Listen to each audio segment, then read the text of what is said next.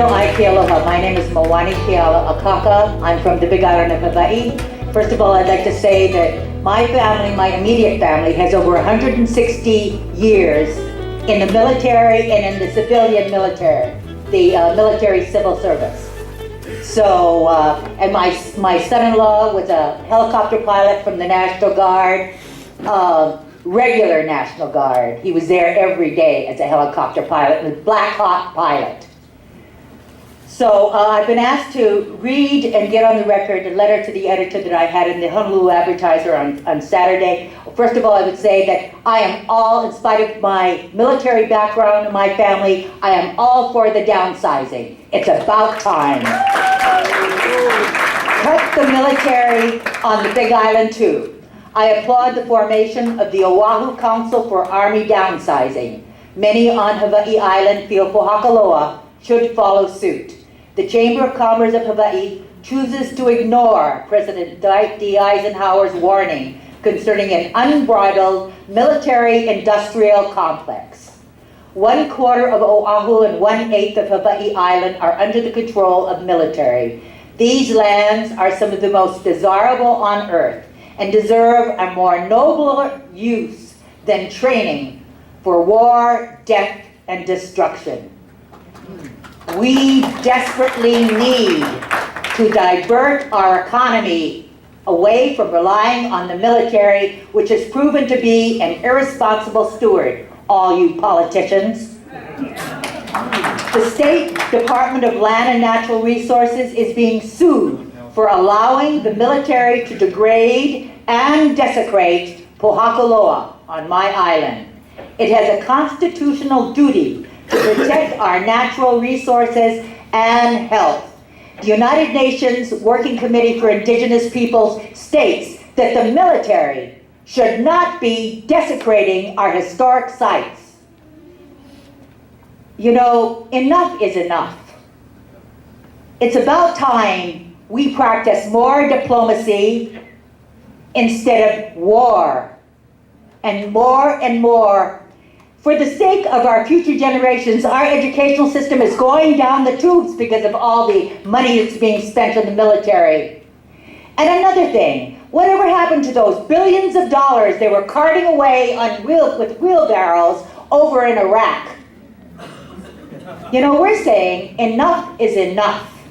And I'm saying this as someone whose family has been part of this military-industrial complex. My brothers were at Mare Island, they were apprentices, they were journeymen. One of my brothers even was working on a nuclear ship, unfortunately. But I believe in peace, and we're saying that is enough, and that the Chamber of Commerce should not be promoting with petitions telling people, sign up and get 17 of your friends to sign up too. Mahalo for listening, and take that back to Washington. Thank you, ma'am. Sir, please. Thank you. I do think you did a very poor job of organizing this. It's not conducive to listening when you have all of one side present in the beginning, and I hope you do a better job in your future evenings. I do support the reduction of the military budget as a whole and reducing the military force here in specific. Other people tonight will talk a variety of issues, but I want to focus on the damage that the military has done, and the Army is in specific, to our land.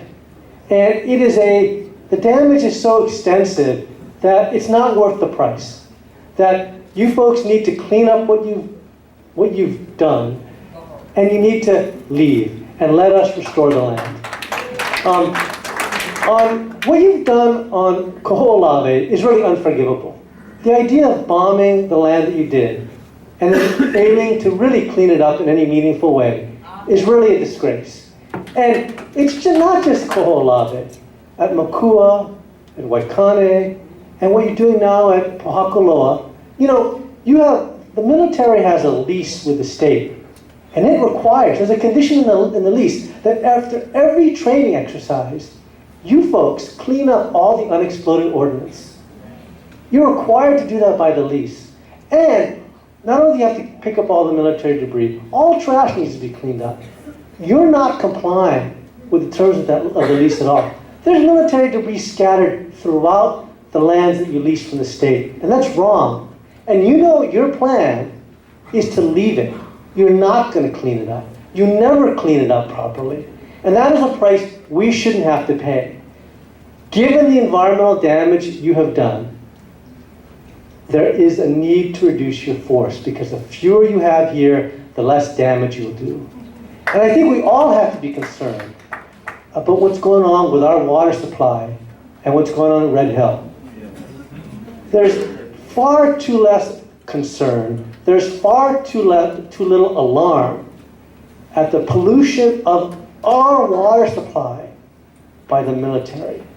And you guys need to clean that up and stop what you're doing, because this is our home. Thank you. Thank you, sir. Next mic, ma'am. I'm sorry. You need lower. Thank you. Sorry. It's okay. Aloha kako. My name is Sofia Ko'ulei Rubio Estores. I'm 15 years old, and with me is my sister Sarah Malia Rubio Estores. She's 14 years old. We are in support of the Army's downsizing. As young keiki, we hope and pray for the eventual demilitarization of Hawaii. We look forward to the day that the Army's soldiers are transferred from Oahu and the precious land they occupy are returned to the people of Hawaii. This downsizing provides an opportunity for this to happen in our lifetime. If it does not occur during this unique opportunity, even our keiki will not be able to enjoy the return and use of these lands in central Oahu. We and other members of the community have collected signatures of Hawaii residents who support downsizing on Oahu. We had no budget, no celebrities, no politicians, nor any inappropriately used like the Chamber of Commerce had. Ours was a grassroots effort by regular people whose voice should be heard loud and clear. My sister Sarah already provided you this over 1,000 signatures. Mahalo nui loa for your time. God bless you. Thank you. Ma'am? Aloha, my name is Sherry Pollack, and I strongly support the Army's proposal to downsize on Oahu. As made very clear, it's not a matter of if, it's a matter of where it's best to downsize. And for several very good reasons, it's a win-win to choose Oahu. Many will probably talk tonight about training and Army readiness, all very valid points. One point many may not be aware of, though, is the negative impact that deployment to Hawaii has on military families themselves. Through my work, I've spoken with countless military families over the years, and most are very unhappy being stationed here. At first, they're very excited to be in Hawaii, but then the reality sets in as they realize that they're living in the most expensive, isolated location in the nation, and in particular, the great distance that they now are living from their family and their loved ones. Many military wives report being very lonely and depressed, especially when a spouse is deployed. Alone, they have to deal with the disappointment and challenges separation from their family brings as loved ones miss out on important life events such as the birth of a grandchild, as well as many other important milestones in their family. So these stressors, including trying to manage in Hawaii's high cost of living, continue to build up. Studies have looked at this very issue and have found that depression in military spouses is very common, and that it's a very serious negative impacts on both their mental health as well as the mental health and well-being of their children. Do we really want to perpetuate this unnecessary harm to these families, and particularly to innocent children, when there's an easy solution to this problem that has a multitude of other benefits as well? And speaking about children, what about the thousands of children from local families, families who cannot make ends meet and end up homeless as a result of the artificially high rent rates on Oahu that result from the inflationary effects of military housing allowances? Without that housing allowance in our rental markets, as well as the increased availability of housing once the military has been downsized, we will have the ability to make a significant step towards ending the tragedy of homelessness in our community. So in summation, I ask you to think about the children when you make your decision. Please look out for them and do what's best. They are counting on you to do the right thing. Please downsize on Oahu and relocate to a more affordable and more practical location. Now that's the prepared notes. I did want to make a comment to Mayor Caldwell's remarks that there wasn't really budget, that the whole idea of using military housing to help for low-income housing and for homelessness, that really wasn't viable. Well, I'd like to say that millions of dollars have already been spent enforcing laws that have been terrorizing the homeless, and if we stop wasting money on that and actually put it towards something like this, like housing, then we could find a solution. So that, I just feel that's really important to point out. Thank you very much for your time.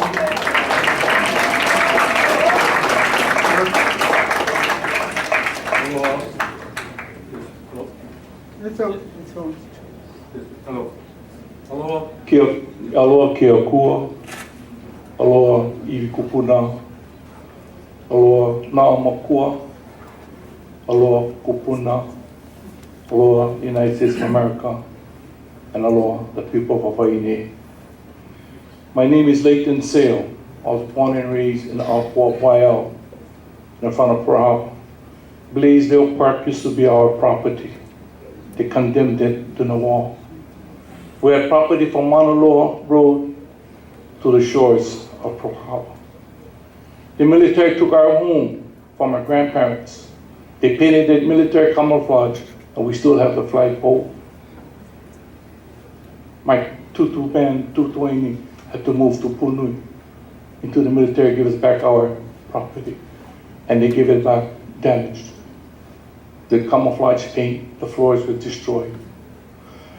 I'm a graduate of Kamehameha Schools, class of 1967. I applied for all the training I had in ROTC. I was an officer in ROTC in 4 years at Kamehameha. Then I applied for all the military academies because that was my goal. I played for West Point, I played for Annapolis, and I applied for Air Force Academy. They put me on a waiting list. I was fortunate, I got a scholarship, full scholarship from Kealoha MBA Marine Engineering School in Baltimore, Maryland. When I left Hawaii, I was scared. I'd never been to the United States of America, never. I lived in Baltimore, Maryland, and the times were tough. The war in Vietnam, the radicals, the Black Panthers was all going on. I'm like, wow, what kind of country is this? I was scared. I went to school on the East Coast. I finished up in 1971 as a U.S. Merchant Marine officer, third assistant engineer, any horsepower, any tonnage. I worked my way up to second engineer first, then chief engineer. Then Master Navigation Company had me get off the ships to run the operation in Honolulu, head of engineering. I spent my first time in Vietnam delivering 11,000 tons of ammunition. We used to pick it up in Port Chicago. We bring it down to Lulu'ole. From there, we go to Okinawa and we wait. All live ammunition, Agent Orange. Then from there, we go to Thailand, to Sailahip. We unload, and then they send us to Da Nang. We unload the heavy stuff. And then from Da Nang, we go to Vung Tau and we wait. Then they send us up the river to Saigon, to the port they call Newport. For me, my duty was the United States of America. That's why I did it. I trusted. My na'au was strong for you. I studied your ROTC. I obeyed your rules. I did everything I could because I was proud. You made me proud that I was an American. I didn't know nothing about being an Hawaiian, and I went to a Hawaiian school. It was hard, the transition. As I grew up and began to learn, finally, my job was at Johnson Island to remove nuclear waste. on the barges. That was my job. I had the Pacific region. They gave me Micronesia, Guam, everything. Anything dirty was mine to bring back after they burnt it in Johnson Island. Johnson Island do tell me, don't touch the fish, certain fish. They call it beep beep. And I used to be, and a beautiful fish. So the marine life down there is still not stable, and that's part of the Hawaiian chain. Part of the Hawaiian chain. I was so saddened. I was so saddened to see all of this, but yet I still believed in you. I believed you're going to take care of us. Our queen believed in you. She trusted in you. We got no treaty. There's no treaty between us. The missionaries came, they took our land, they changed our religion, they take away our language. That's war crimes. No matter Hawaiian language. It hurt. I don't know how to speak Hawaiian, but my daughter teaches Hawaiian. Because our generation, we lost it because of Western influence. We trusted you. Our queen trusted the United States of America to protect us, our land, our crown lands. You know how much that hurts? And I lived it. I lived it when they took my own land, our family land away. I never got it back, made it a park. Stuff like that hurts. But we swallowed it. My parents said to swallow it. I said, Mom, that's not right. That's right, too late. So you see, our aloha is strong. Strong in our pu'uvai, in our mind, strong. Why can't you be strong on us and up front? There's no treaty. Be honest. You teach us in the schools and the religions teach us to be truthful. Your laws teach us to have justice. On your money is in God we trust. This is what you put in us. And we believe you.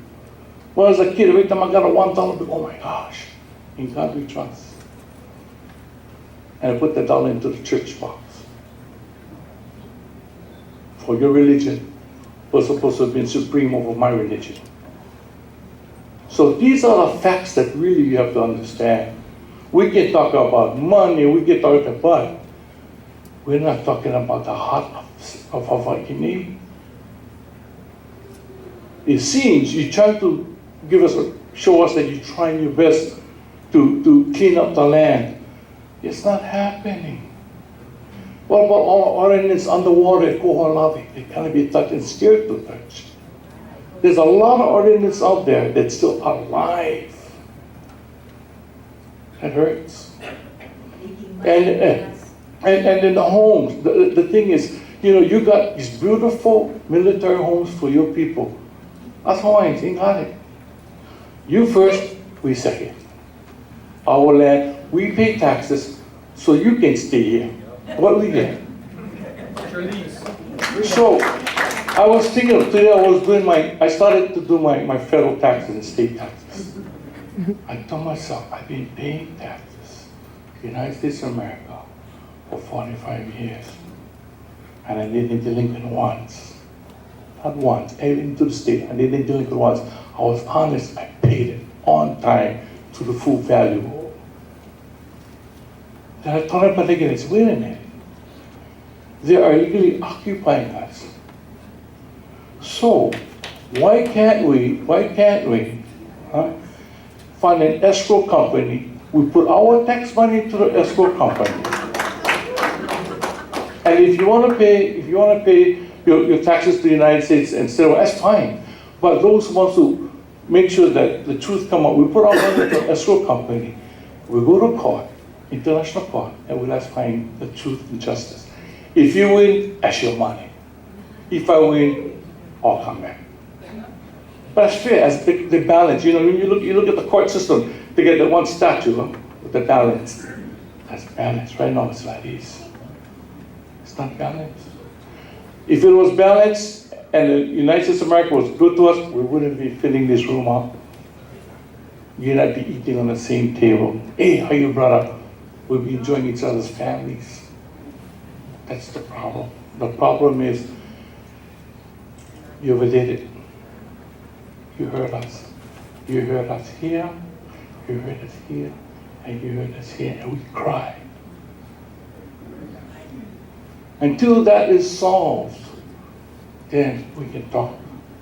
So, the best thing we can do is have truth and justice in the International Court of Law.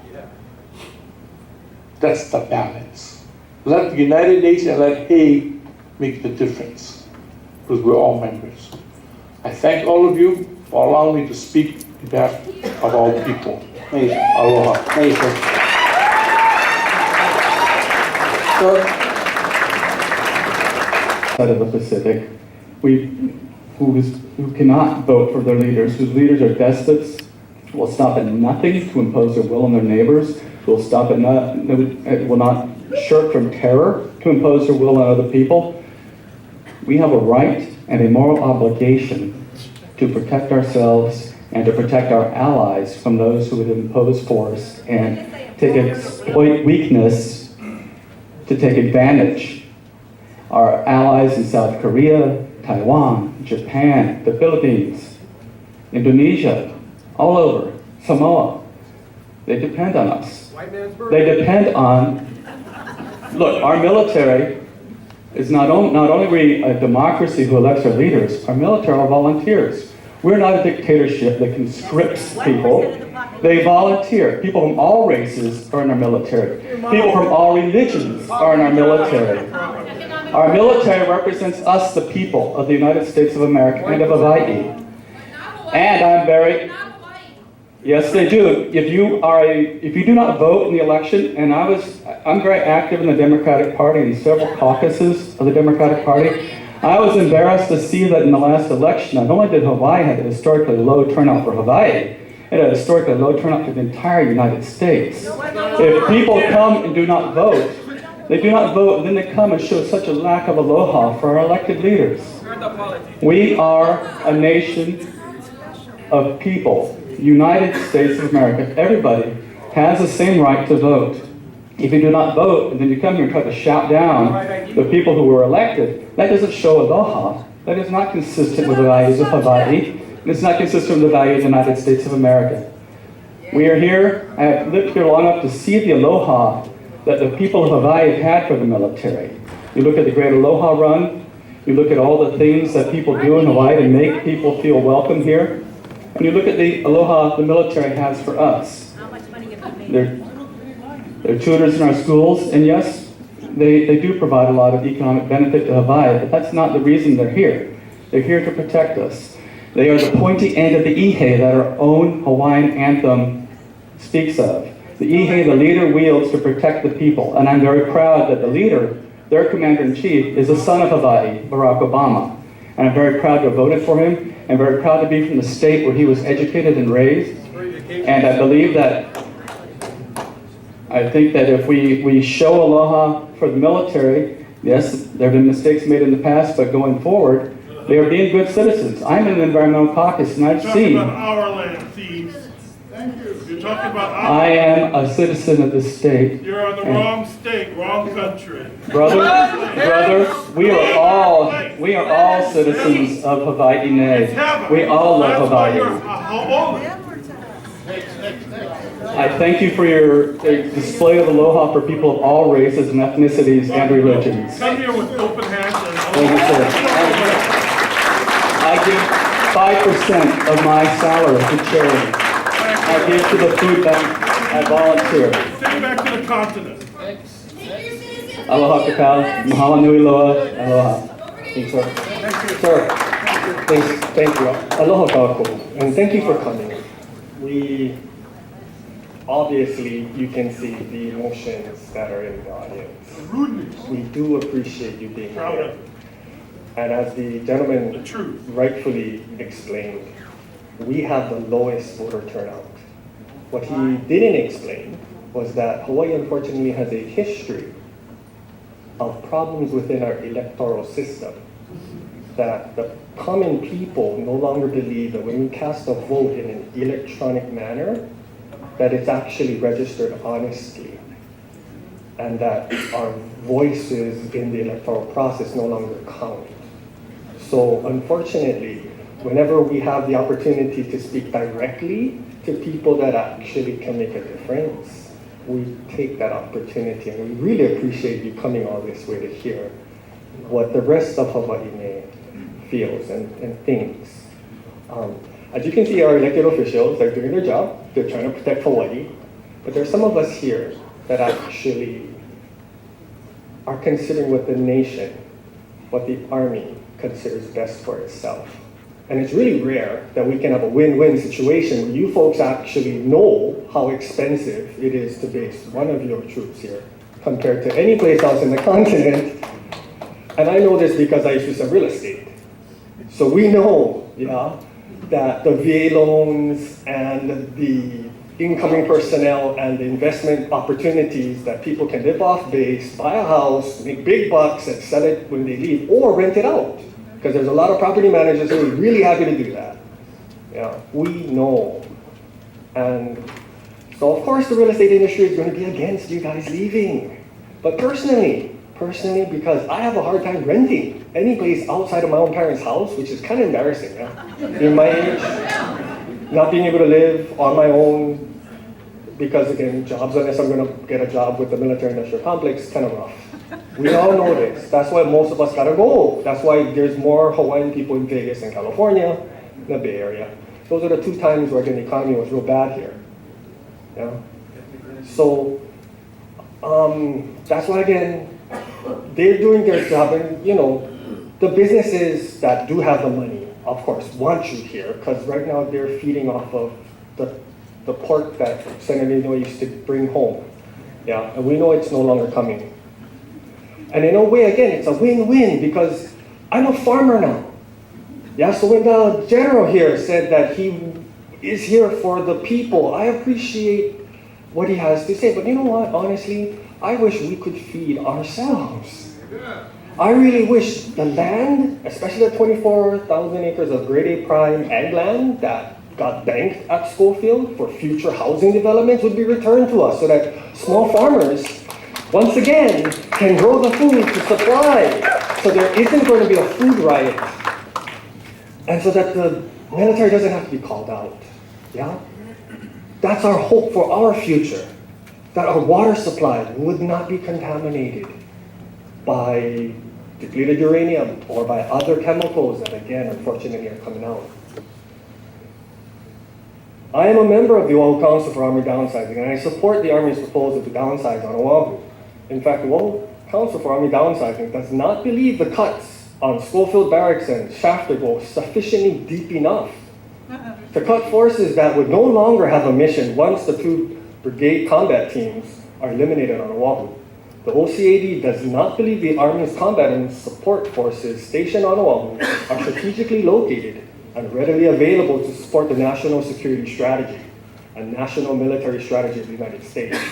Without immediately available airlift and sea lift to deploy these forces, the OCAD believes them to be isolated on Oahu and therefore a victim of the tyranny of distance in the Pacific.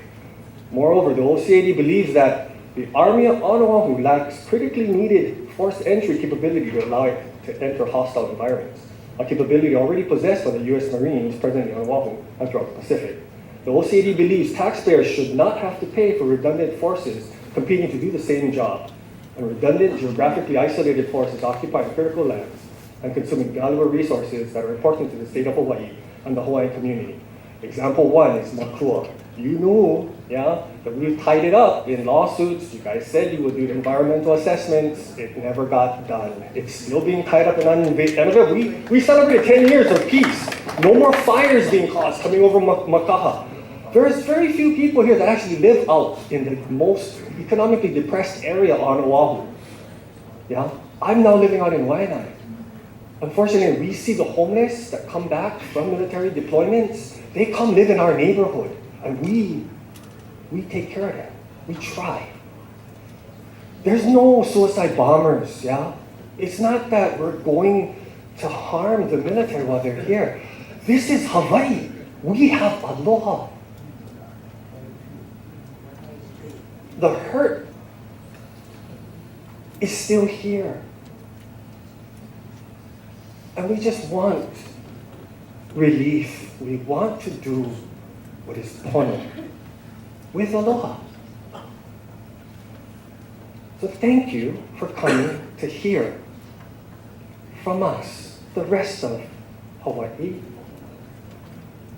We do appreciate you coming, but this win-win opportunity where you get to downsize and we get to try to rebuild life the way it used to be for future generations.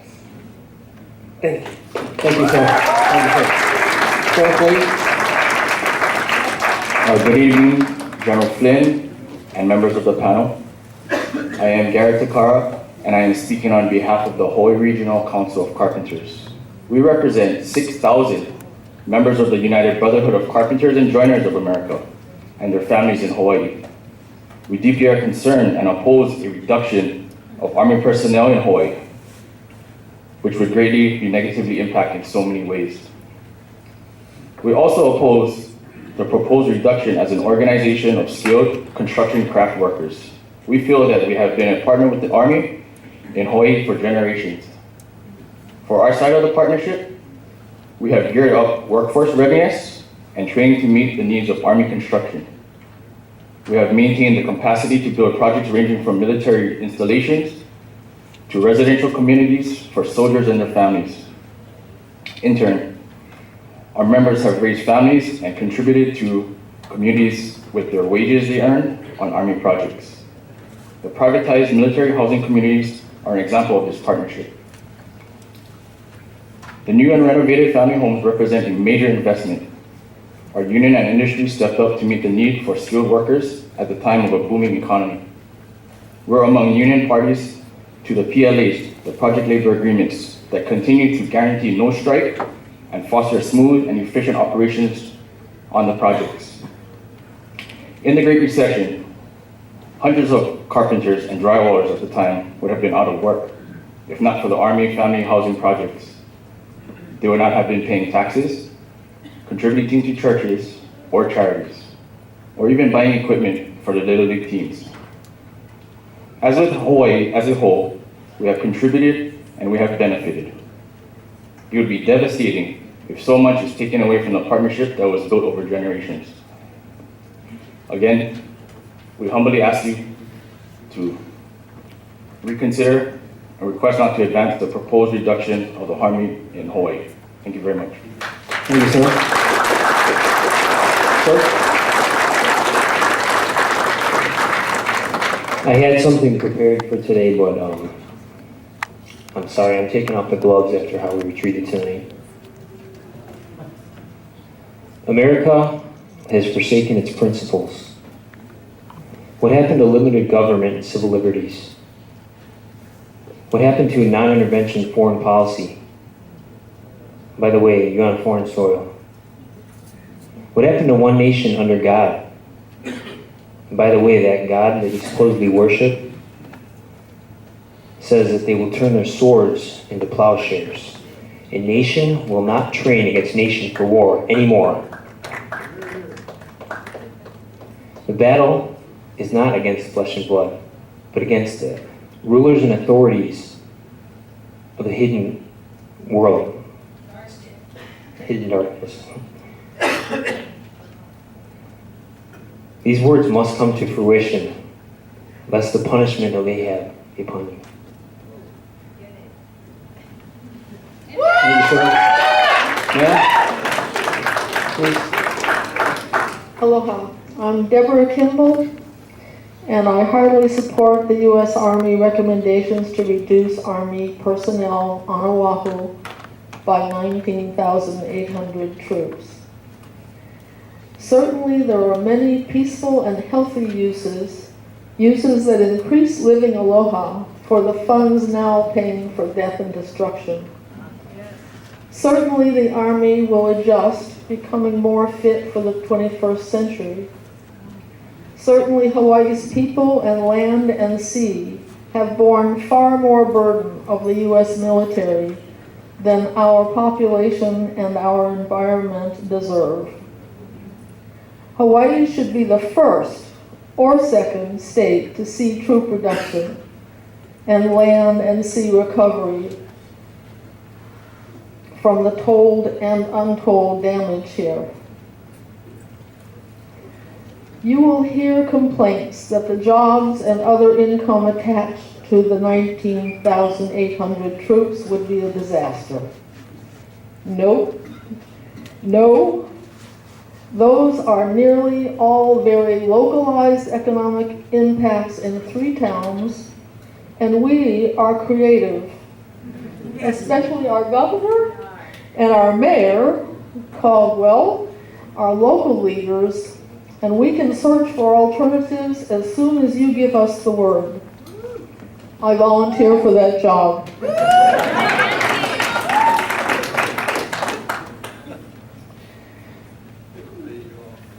Our population has truly boomed since Schofield and Shafter began, and we definitely need all this island's very finite lands for more than 8,000 housing units and healthy economic activities, especially local food production. So we hope very much that you will also return several bases on Oahu. Controlling a quarter of this island's land makes the U.S. militarism so naked. Many of us dread bringing armed forces to the Pacific pivot. We want and need a Pacific. Some of us are sick of being the Hawaii spear threatening that Pacific. Hawaii has more than done its share in blood, treasure, and aloha for the United States. And what has the U.S. given back? Very little mercy and a lot of damage. Please reduce the troops and the lands that you took. Thank you. Thank you, ma'am. Sir?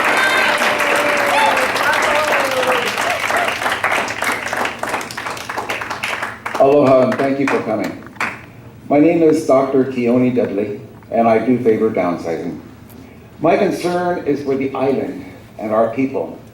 We are standing at the threshold of another huge burst of growth on Oahu. 80,000 units are currently planned, most of them homes for newcomers who don't live here yet. Downsizing the troops on Oahu by 18,900 would rescue our island from this onslaught of building. The market will be flooded with so many thousands of empty homes that building huge housing projects will no longer make sense.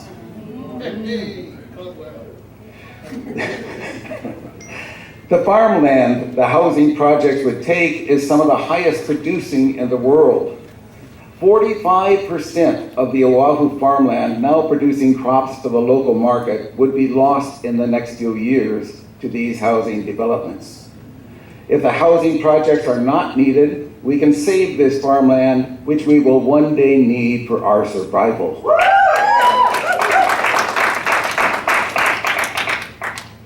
We have some of the worst traffic in the U.S. on our freeways. The 50,000 scheduled homes in Leeward will put 50,000 more cars on our freeway. All studies say that we will come to a standstill. With downsizing, we could keep those cars off the freeway. High house prices and high rents are a huge problem. Many work 2 or 3 jobs in order to pay for them. With the many empty houses that downsizing would bring, house prices and rents will come down, easing our people's burdens. Downsizing is good for our people and good for our island. I strongly support moving all 18,900 troops. Thank you very much. Thank you, sir. Ma'am? Aloha, I'm Keliiwaiho'ikeone Nicholson, and I support the downsizing. I respectfully disagree with many of the statements that our legislators shared with us tonight, and for example, the there will not be quiet in those neighborhoods because many families will be very thrilled to move into those neighborhoods, and the mom and pop stores will be happy to have these new people there because they'll be shopping in their stores instead of the PX. So I think the economic problem that has been mentioned is nothing that we can't handle. It'll be actually advantageous in the long run for our economy. I would like to mention the price that we pay for educating the families that of the military here. And I wondered why are all of our legislators so, all except for Kaniala'ing, so much against the downsizing? And my answer has to be the military-industrial complex that President Eisenhower warned us about. The money that they have, that their financial interest has kind of distorted quite a lot of the information and perspective of many people because they have so much money and power to get their message across. And I myself am a member of Architects and Engineers for 9/11 Truth. You mentioned 9/11 this evening, and from my research, I have sadly concluded that there are criminal elements within our military and outside of our military who conspired to create this horrible tragedy of not 2 but 3 towers falling on 9/11, and it was a controlled demolition, not terrorists. And many more people are learning about this and understanding this and realizing that we have been deceived by the military-industrial complex for their own interests and their own gain of power and money. And as more of us recognize this and understand this, we are changing this, that they cannot continue to get away with this, that once we know the answers, once we understand that we've been deceived, that this will no longer be able to occur. And we will not have to have such a huge military budget anymore because those who are actually provoking us into war will no longer have the power to do that. And one last thing, military service, everyone here, I know you're all here, whatever your position is, you're all here for the good. You're all here for what is best. You want the best for our people. I understand that, I appreciate that. And military people know more than any other that sometimes you have to give up personal needs and desires for the greater good. And so I do appeal to the military to realize that the greater good here is to give the land back to the people of Hawaii. And we have a great need for housing, as you know, and we have very sacred land here that we'd like to not be devoting to military purposes. Thank you very much. Thank you, ma'am. Sir? Aloha, and thank you for this listening session. What I'm here to do this evening, gentlemen, is to present a case for Army downsizing in Hawaii. Why the Chamber of Commerce of Hawaii and our congressional delegates have it wrong. As the discussion continues over whether the U.S. military will downsize its Hawaii-based personnel, Hawaii's congressional delegation maintains that defense is a critical economic sector for Hawaii. In a recent article from Washington, D.C.-based outlet, The Hill, members of the delegation talked about their strategy for regaining the defense and national security influence the Hawaii delegation once enjoyed under the leadership of Senator Daniel Inouye. Senator Brian Schatz was recently awarded a spot on the powerful Senate Appropriations Committee, once chaired by Inouye, while Senator Mazie Hirono was named the ranking member on the Senate Armed Services Committee's Sea Power sub-panel last week. In the House, U.S. Reps Tulsi Gabbard and Mark Takai have both been named to the influential Armed Services Committee, and both are Iraq War veterans. The Hill reports that Senator Schatz said the members of the delegation are pleased with the opportunities they have to shape Pentagon policy, including the pivot in U.S. military forces toward the Pacific. Representative Takai, meanwhile, is reported to have said, "I think it's very strategic to have all of our members focused on what matters most to the state of Hawaii, and one of the things that matters is definitely defense." I recognize that the delegation feels compelled to try to keep a strong military presence in Hawaii, but I hope they fail in that effort. If we adopt any perspective other than that of the small businesses who directly profit from Hawaii's substantial military presence, maintaining that presence does not make sense. Accordingly, the U.S. Department of Defense is advocating the transfer of 19,800 personnel out of the state. From the national perspective, even from a national perspective which emphasizes having a strong military, Hawaii is a very costly place to station troops. Compared to other bases on the North American continent, the training possibilities in Hawaii are substantially limited. There was a time when having ships and material assembled halfway across the Pacific meant a significant advantage for projecting our military force onto Asia. But today, that advantage has been greatly reduced. From a state of Hawaii perspective, we can begin with the taxpayer costs associated with the military presence. According to the Hawaii Department of Education DOE website, the average cost to educate a student in Hawaii is approximately $13,000. The average reimbursement for a federally impacted student is about $2,000, or 15% of the total cost. Hawaii taxpayers and the state government fund the remaining $11,000 balance. The website goes on to say that during the 2013 and 2014 school year, the state accounted for more than 28,000 federally connected students.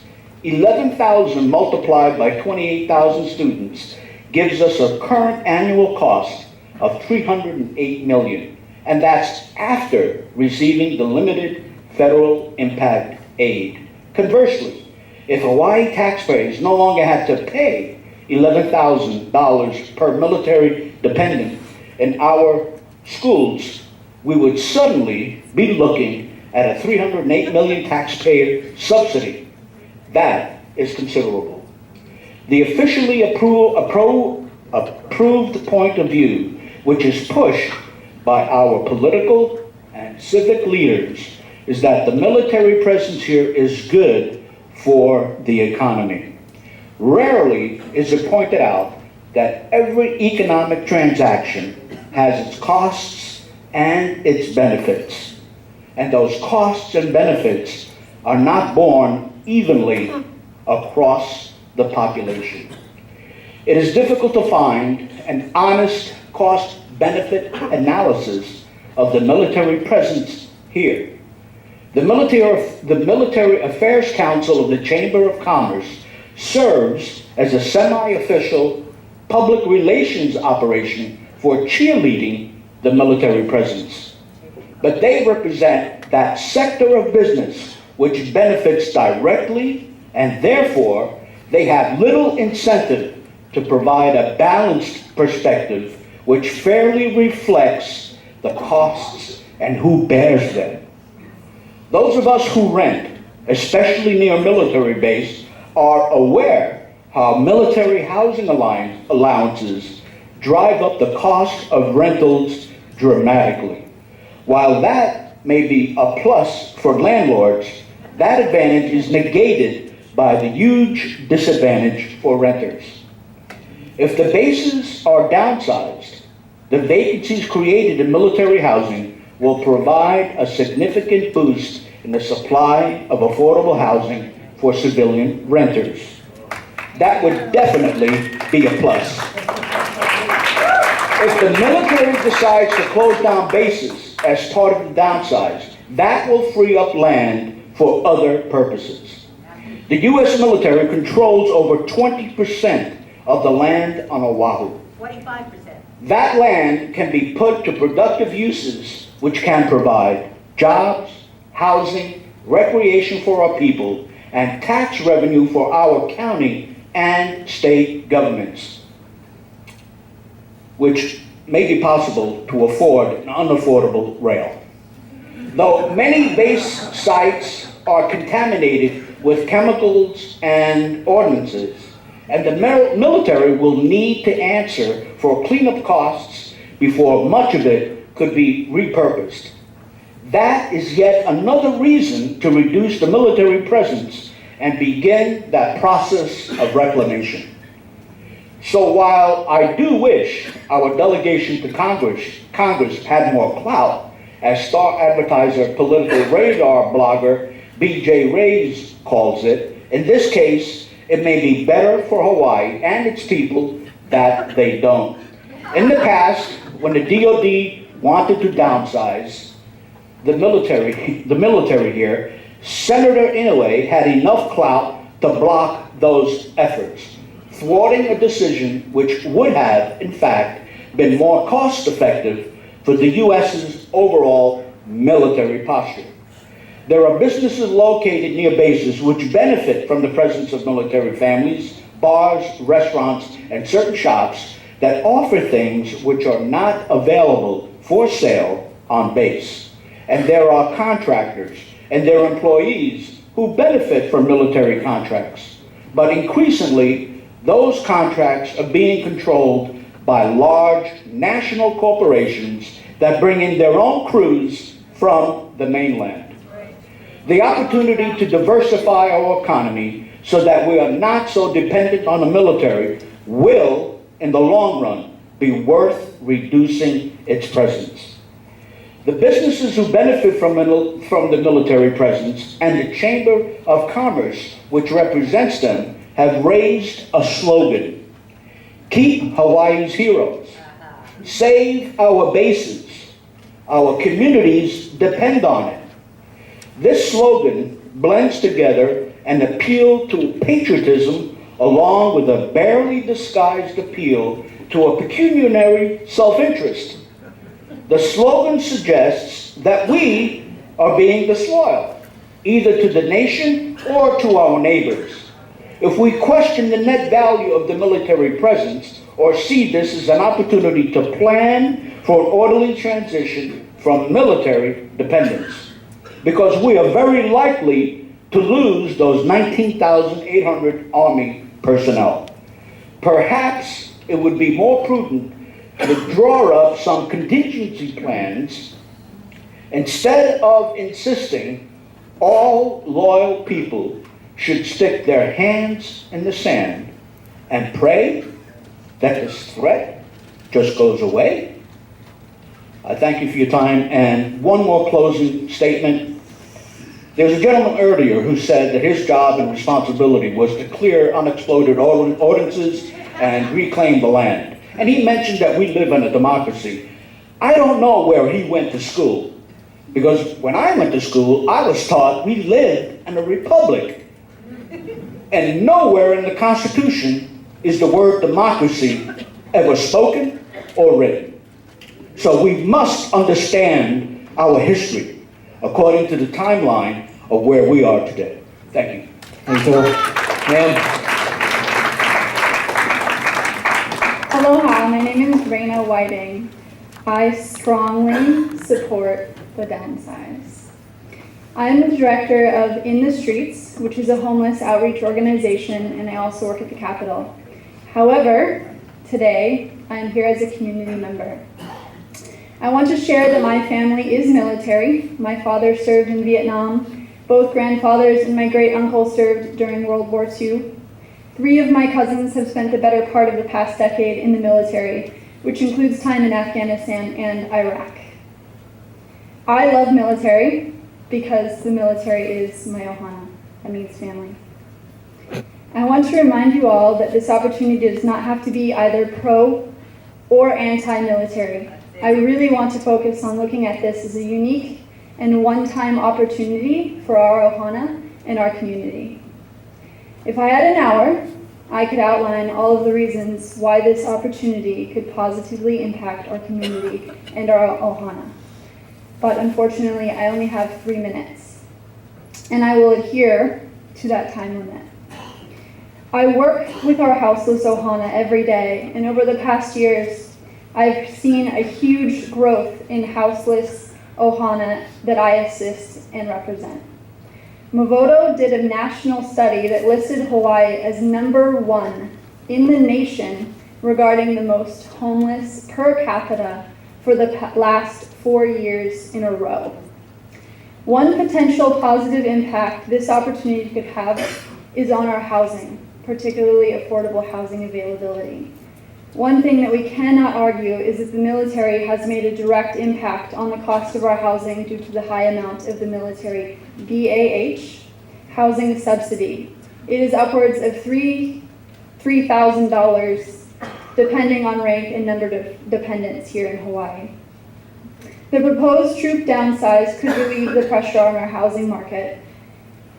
At community outreach events here for our house list, the public housing officials said that there is between an 8 and a 12-year waiting list for our house list Ohana, and it has over 10,000 families on that waiting list currently. I urge decision makers to consider the positive impacts versus only the negative impacts that this potential downsize could have on our community and our Ohana. I also wanted to add that I find it really interesting, while our mayor has stepped out, that he finds his rail project more important than upkeeping our infrastructure that could house Hawaii's Ohana.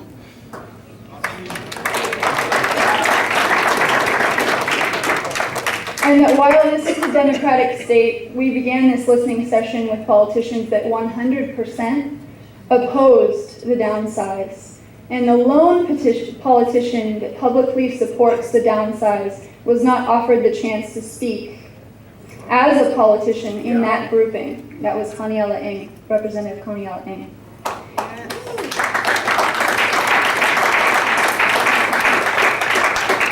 Additionally, for you folks up here, it's interesting to me that a majority of our community members that have testified in support of the military downsizing.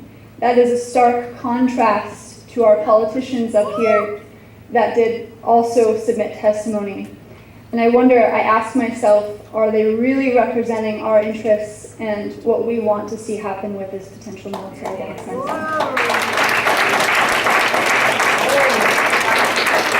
Mahalo for your time. Thank you, ma'am. Aloha. My name is Kim Kompak, and I'm an instructor and graduate student at UH Manoa in the English department. And I just want to give a shout out to Kanaka Maoli, on whose land that we're all occupying right now. I am so thrilled to be here and to be with so many smart people speaking truth to power. This is a unique opportunity, and I am thrilled to be here. I'd like to mention that I'm also a member of Decolonial Pinais, a group of diasporic Filipinos here on the island, committed to the demilitarization and liberation of Hawaii and all its peoples. I want to remind the committee of 3 facts we all know but seldom admit. First, while the military is credited with being a job creator and a vehicle of community life, in truth it is the institution tasked with waging war, destruction, and death. Second, the U.S. war machine is highly profitable for an elite military-industrial complex, and it is that industry that has spun U.S. foreign policy completely and obscenely out of control. Third, the U.S. flag no longer represents democracy, it represents capitalism and a voracious greed for other people's oil, land, and natural resources.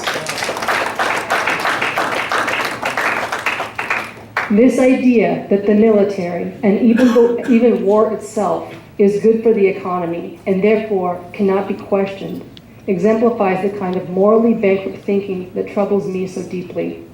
It's time to reflect on Dr. Martin Luther King's words, quote, "A nation that continues year after year to spend more money on military defense than on programs of social uplift is approaching spiritual doom."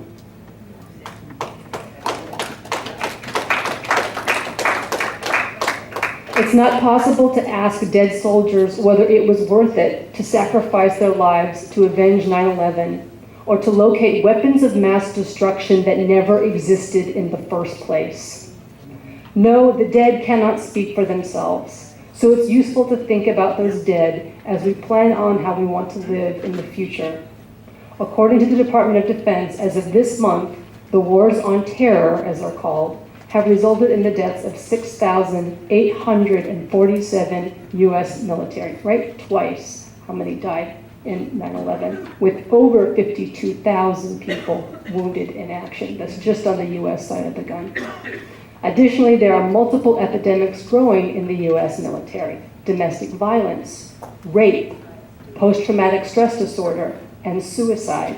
According to the Department of Veterans Affairs, 22 veterans commit suicide every day, now outpacing combat deaths. Shameful.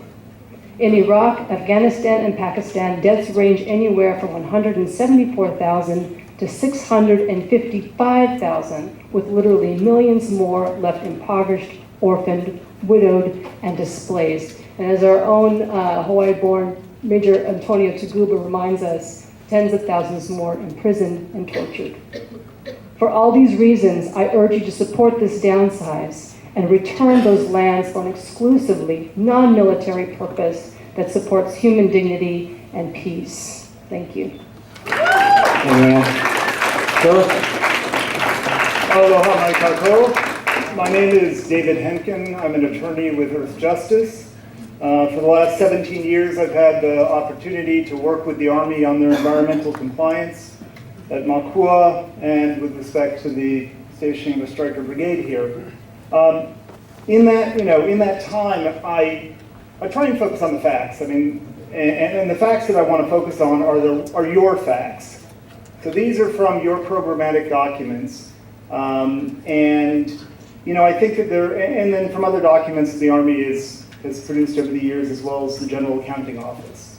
So these are government facts.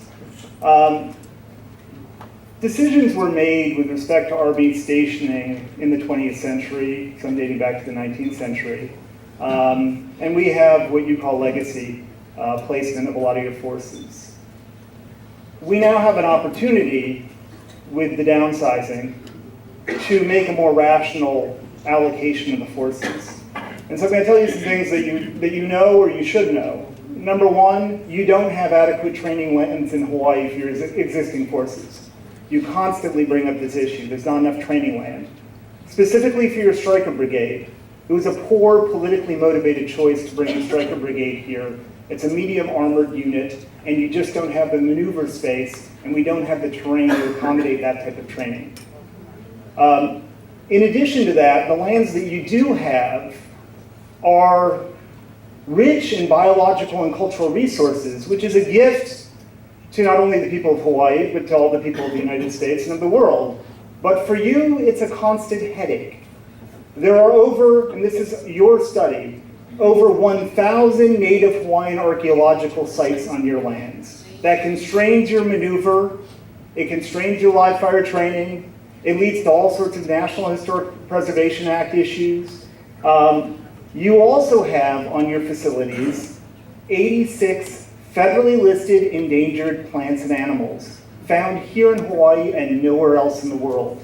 And you know exactly what that means for you and the constraints on your training to avoid the fires, the burden on your budget to try and outplant these plants and animals so that you won't drive them to extinction.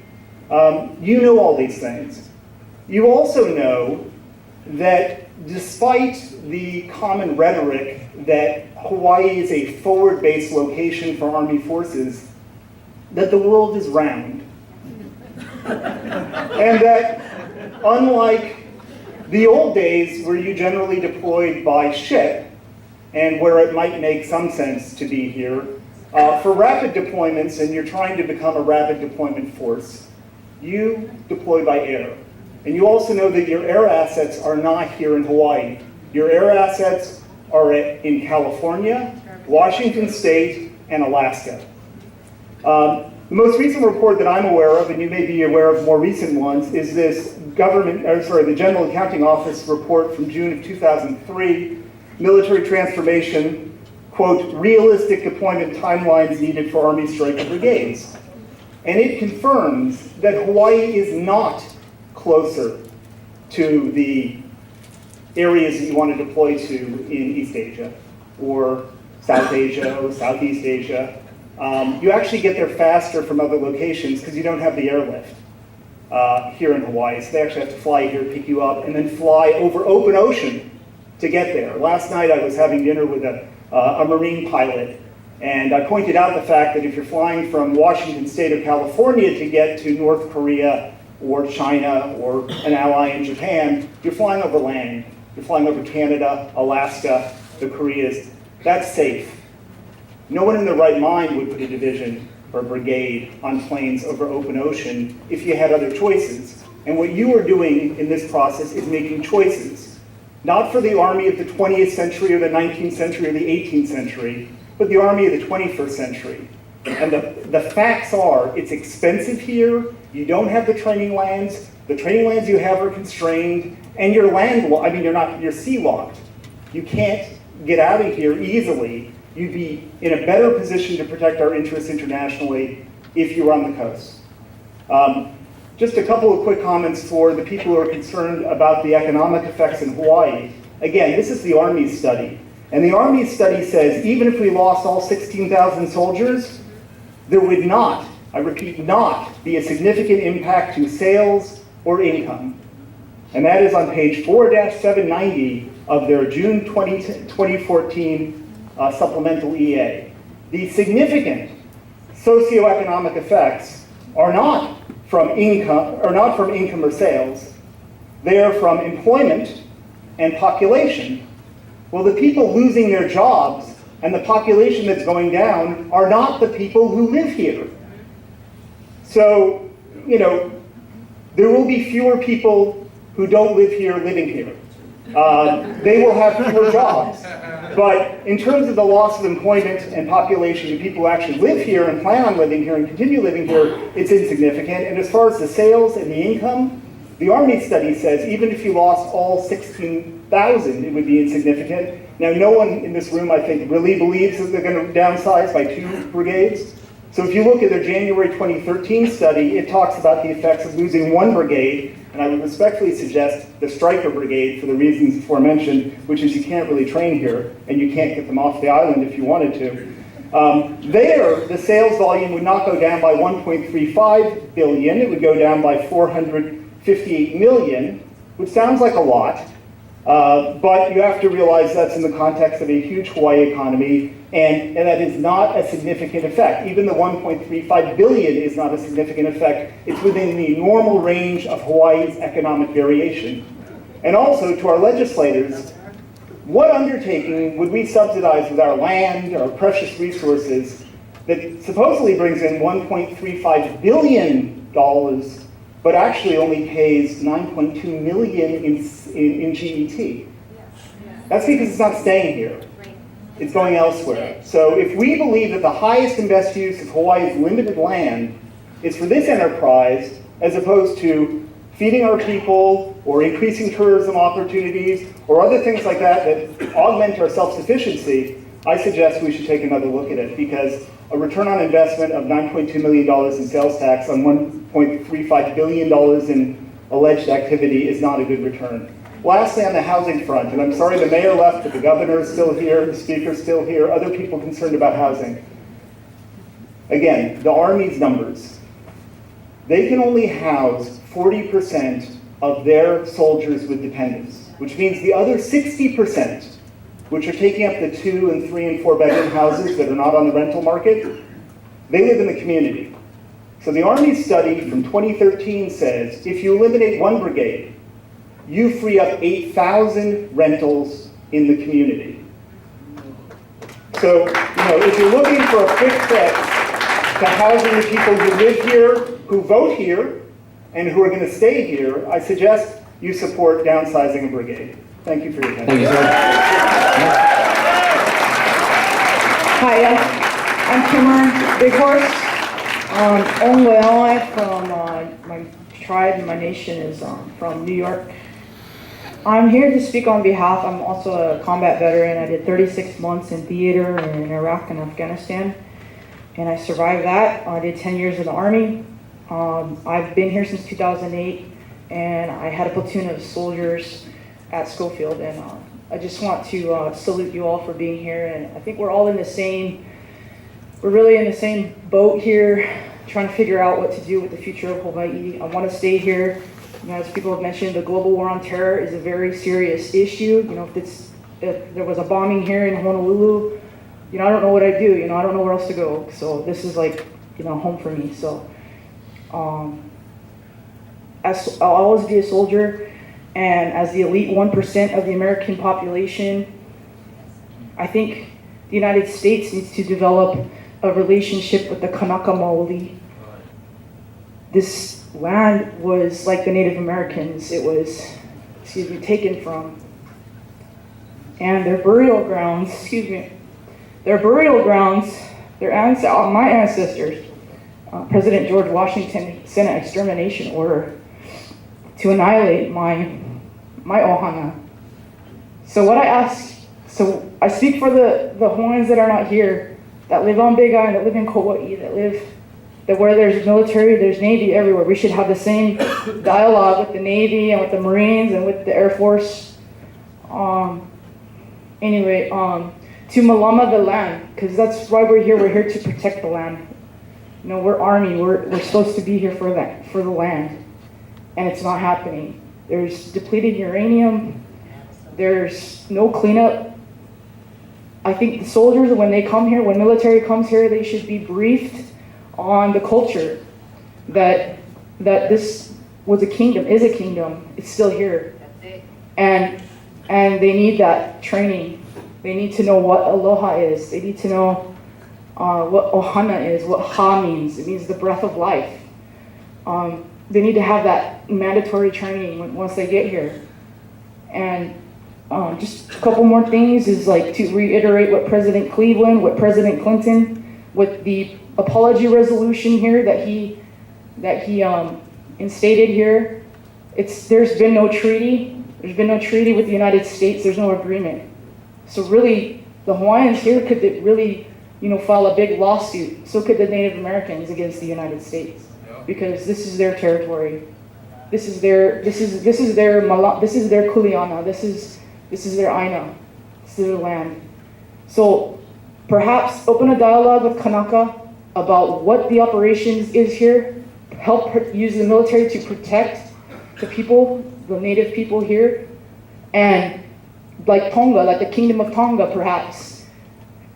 Tonga is a kingdom, and if they need military support, the United States is going to go, Great Britain's going to go, everyone's going to have their back. Australia, the same could happen here. That's my suggestion.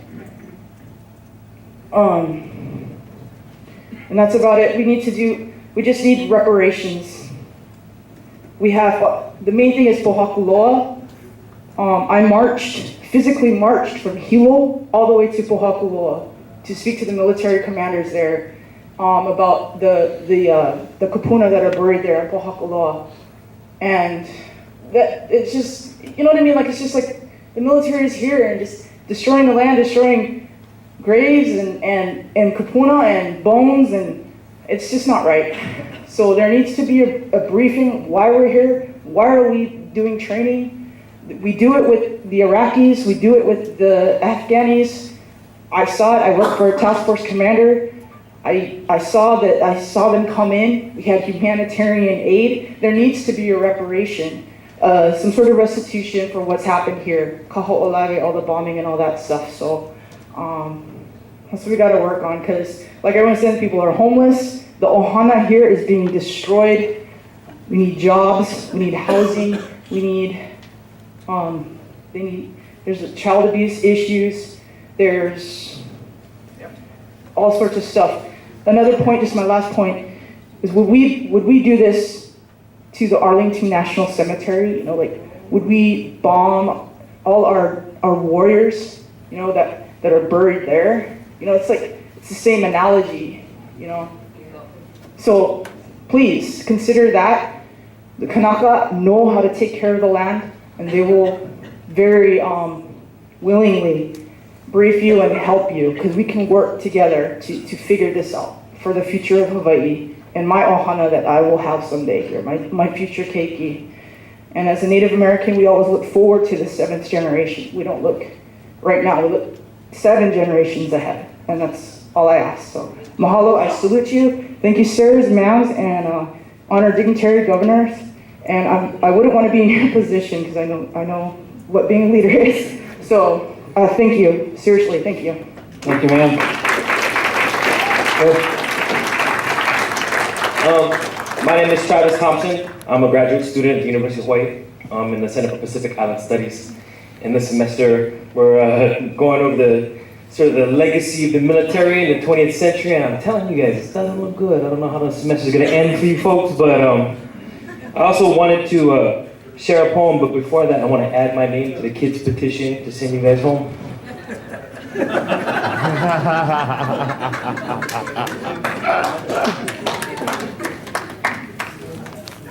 And then for you local politicians, the ones that actually stayed, hey, aloha, thank you guys for staying. I'll give you this poem. Actually, everywhere I go, I always give one poem to everyone. Everywhere I go, I was at Chaminade University last week, and every time I touch a microphone, I always give a poem to the audience. I'm gonna do two for you today. The first one's really short. I give this to you. I only ask that you take this poem and you put it in your pocket and you give it to someone else, all right? That's aloha, all right? It goes like this. Really easy poem to remember. It goes like this. But you gotta be dramatic when you share it, okay? I'm not playing. You Pentagon guys know dramatic, huh? It goes like this. Roses are red. Violets are blue. Some poems rhyme. Some poems don't. Thank you very much. That poem is yours. All right, and this is what I really came to do. I'm really tickled about the idea that the Pentagon's gonna be reading this poem.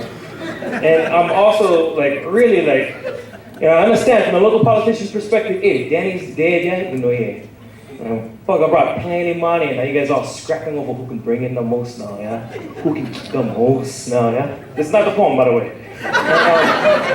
I understand, hey, 1.2 billion with a B, yeah, that's what Maisie said. Oh, yeah.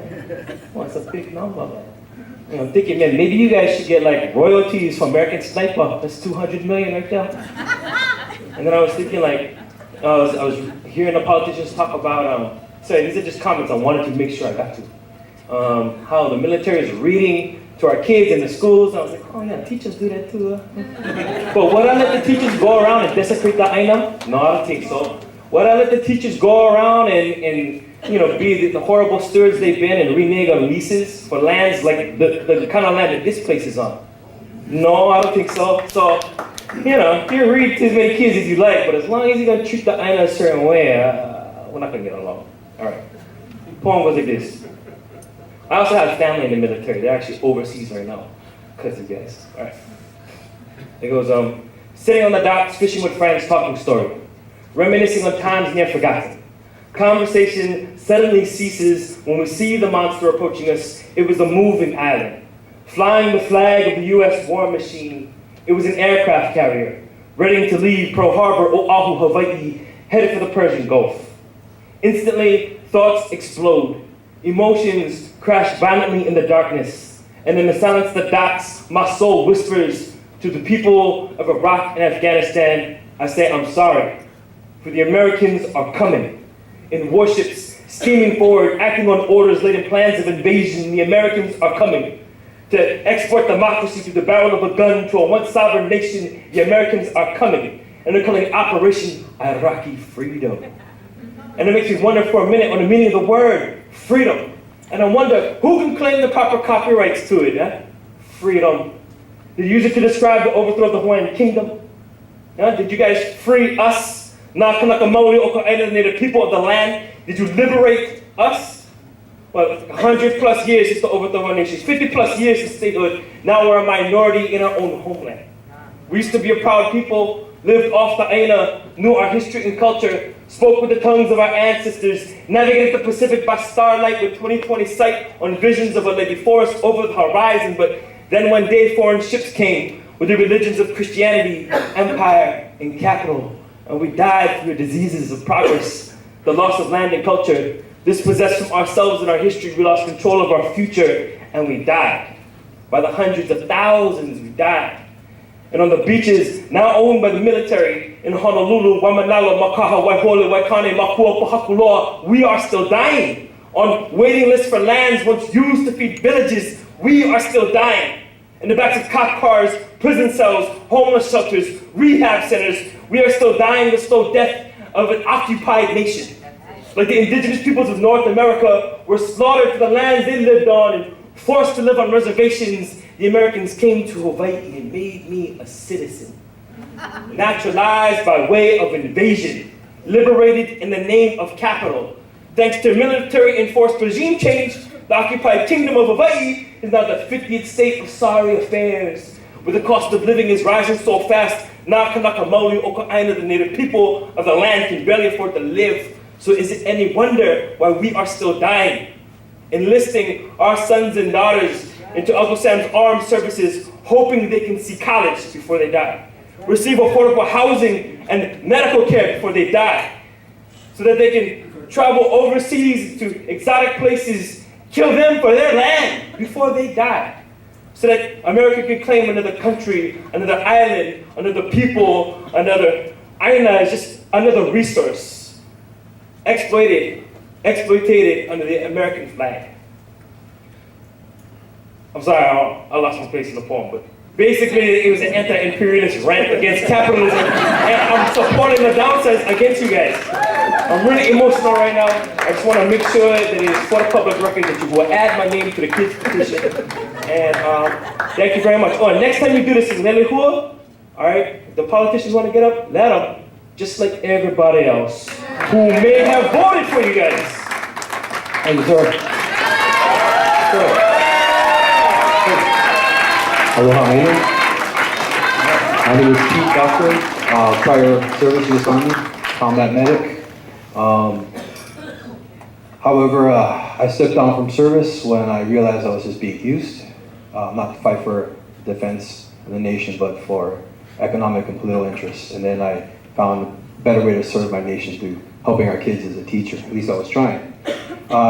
Just got 3 main points out of respect for people's time. And a quick comment about respect too. I know that some are feeling that some of the jeering and yelling earlier was rude and disrespectful, but consider what you've heard tonight, that there is a lot of PTS here. There's been cultural genocide here. There's been an ethnic cleansing process. So jeering, invading country, we're gonna debate all day about what's rude and disrespectful. And you see where that came from. Yeah. No, and I say that seriously, you know, out of understanding what happens with trauma coming from a military family. My first main point is a lot of people are making an argument that the bases should be here for our security. I question that. If you know history, which I didn't when I enlisted, so I made sure I used that GI Bill to find out what I was not taught in the DOE schools, is that the military actually has been a magnet historically for military conflict here to Hawaii. Yep. You know, whether it's North Korea pointing weapons at us, hello, it's because we got them pointed at them. And we only need to look at what you guys call Pearl Harbor, Pu'uloa to us, was a primary example of a military invasion here. And that's all it's done, is attracted more military conflict, which people in the military get used for. Second main point is that it's being argued that the military is here to secure life. Okay? Ask you to consider World War II. They had considered if the Japanese successfully invaded the islands, that the military had what they call a scorched earth policy, that they would burn down the islands so the Japanese could not do what the Americans were doing as a military deployment. I don't think that's taking care of the people. And I think that's what we're still going on. I live in Maunalua. I am surrounded, I'm not exaggerating, in every cardinal direction by military installation. And rather than being, you know, there's a boogeyman du jour, we have to worry about some invasion. I have to worry about the real, it's not a theory, it's very real, about my daughter's brain development because of leaks and Tripler and now Red Hill. Is a day-to-day concern I have about the safety of our drinking water. That's the security we need. We need human security. This is really about political and financial security, if you hear the pro-military voices, which I argue is an insult. I did not serve in the military because it was good for the economy. And all those that are making the argument, that's exactly what you're doing, is exploiting the military because it's good for their economy. Now, I'm not being anti-military per se, not preaching pacifism. I'm being anti-militarism. And if you don't understand about being anti-military, military is reasonable defense of borders versus militarism. and economic political exploitation of the military for policy, whether it's domestic or international. And if war solved all the problems, we would have had world peace centuries ago, you think, right? So obviously I'm for the downsizing. This is obviously, and there's been a lot, I don't want to repeat what's been said before. What has been mentioned, this is historically, this is all about securing markets overseas. So let's not be honest. Let's be honest about this and quit denial. You've heard them talk about Holocaust denial. There's something about the overthrow denial, about the Native, the Holocaust of the Americas denial. These are the stories we need to also add to the context here to understand what's going on. We clearly have this is not, like someone says, it's not democracy, it's a republic, and clearly what we have is a political machine. And they said, well, these are elected leaders. Yeah. The point that 40% of people voted is a statement of how broken our system is. So it's, if you look at our Princeton study, we do not have democracy, we have an oligarchy. Because we only have a minority really voting, getting being represented. So I was going to close with a Eisenhower quote, but already 3 people have evoked the industrial complex. So I'll leave you with another general. It's interesting how these generals don't speak up until after they left, right? Eisenhower, and the one I want to leave you with is Smedley Butler, Marine Corps, two medals of honor. He said, war is just a racket, it's a scam. It is conducted for the benefit of very few at the expense of the masses. This is not about politics, this is about my daughter's future. We got to do better than this. Politicians, since World War II, we've been counting on, since the Depression, counting on wars to bail us out economically. That is not that's not an economic system. That's an imperial system, and we want more than that. And lastly, I'll just close with remind you guys, because everyone keeps talking about the strategy. We're not a strategy. We're a community. Granted, a divided one. All right, we're not a strategy. Thank you, sir.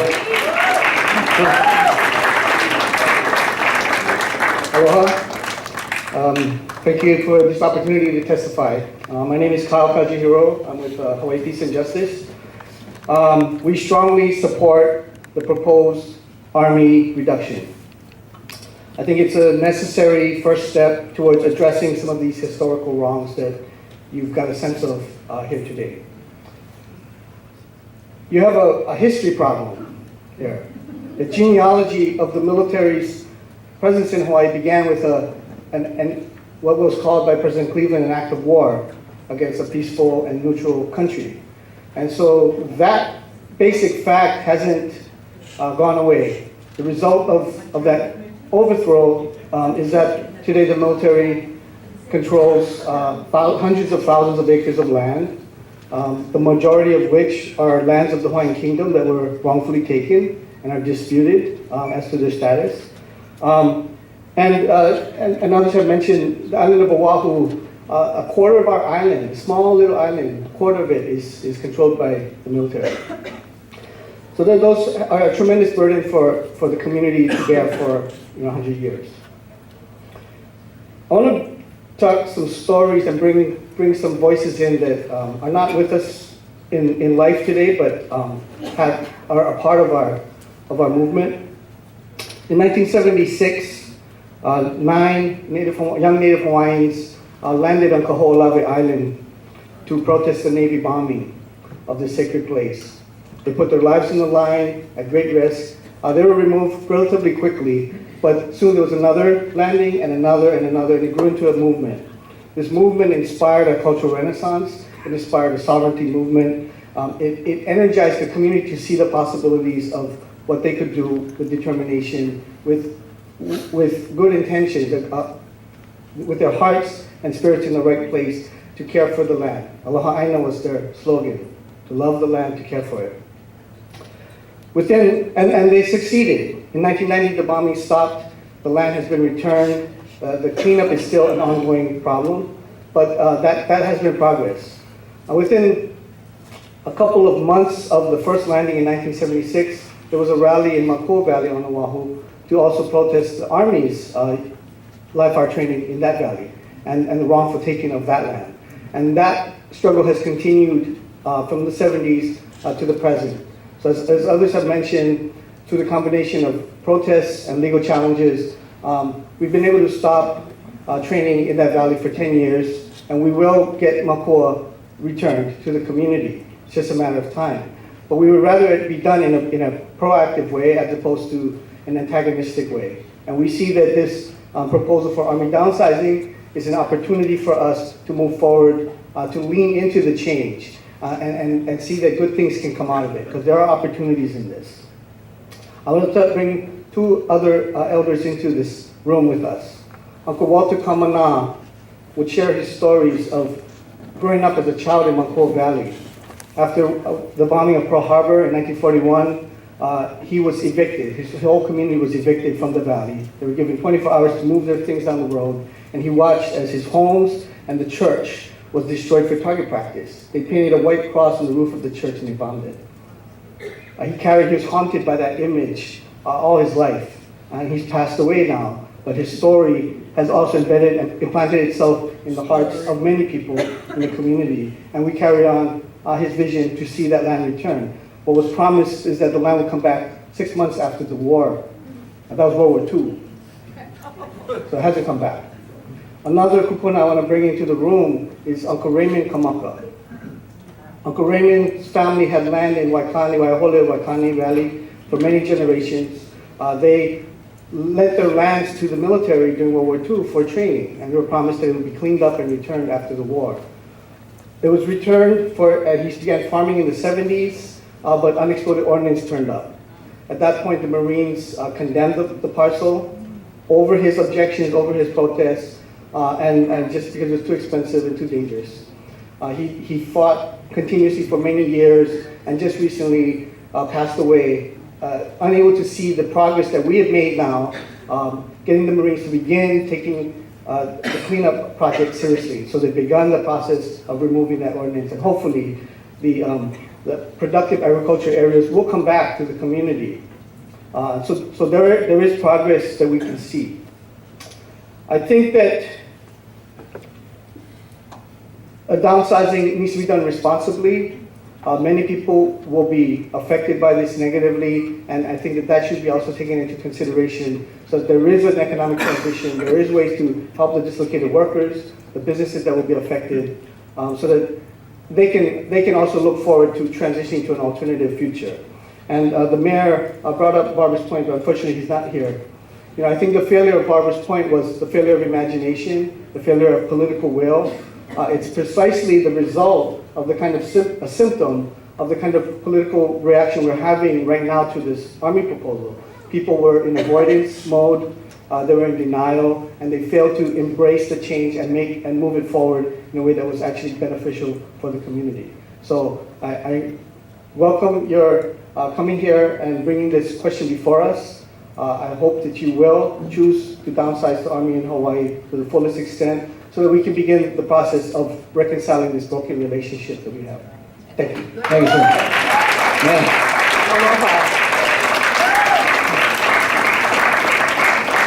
I'm Debbie Lou Larson, and I support keeping the Army here in Hawaii. I've lived here for over 40 years. For the past 25 years, I've worked with nonprofits to try to create more affordable rental housing for low-income people and to end homelessness. Unfortunately, we are an international market, and so houses the military might leave that are renting for $2,000 or $3,000 a month are probably not going to go down much in price, and the people I work with are not going to be able to afford any of those homes.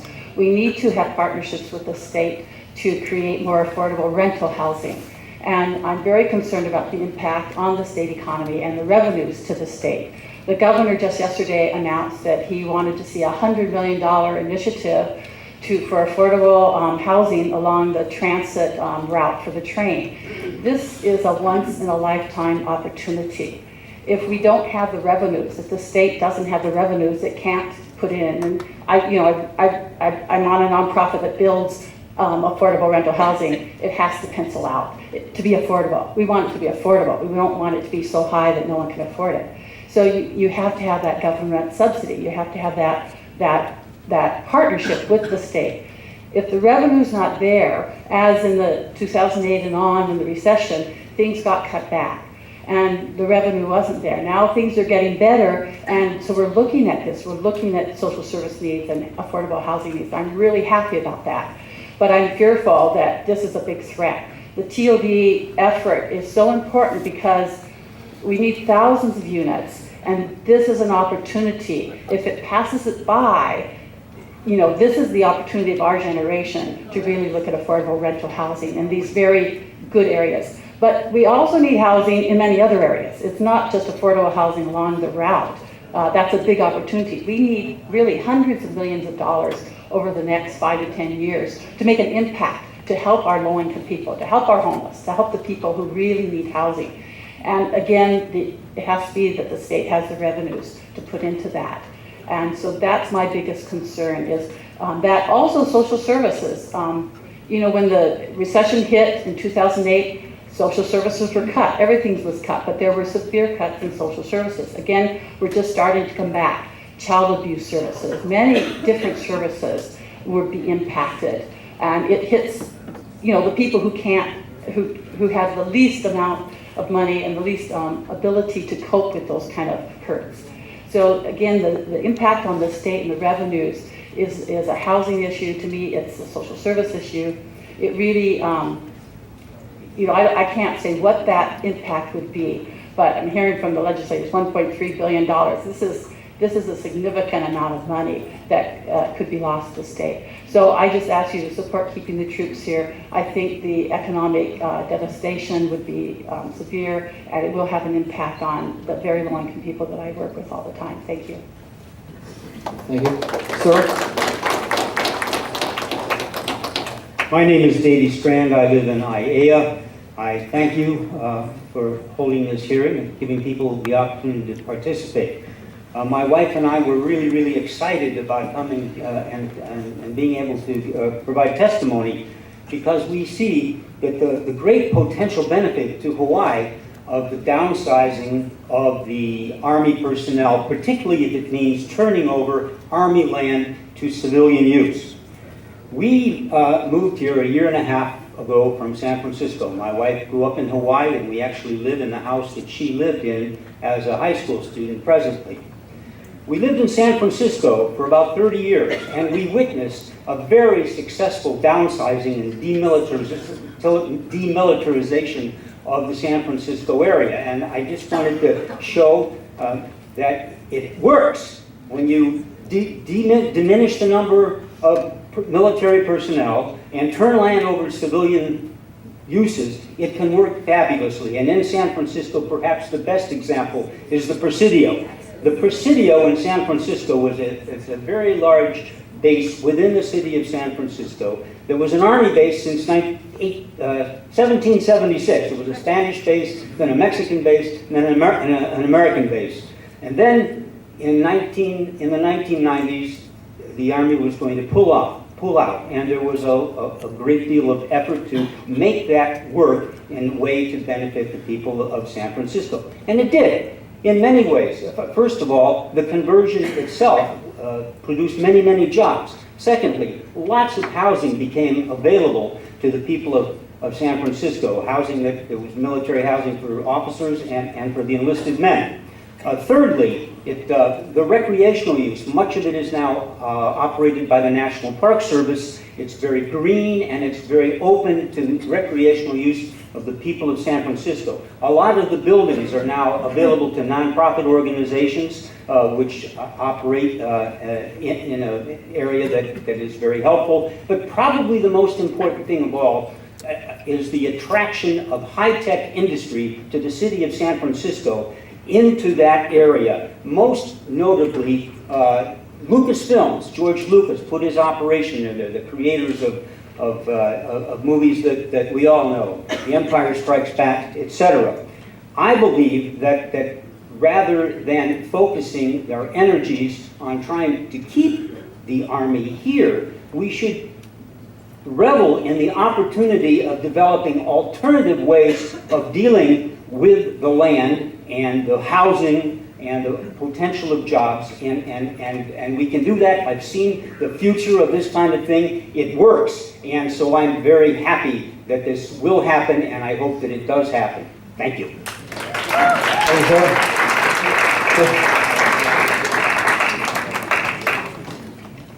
Aloha kako. My name is Dave Gonzalez, and I support the Army's proposal to downsize on Oahu.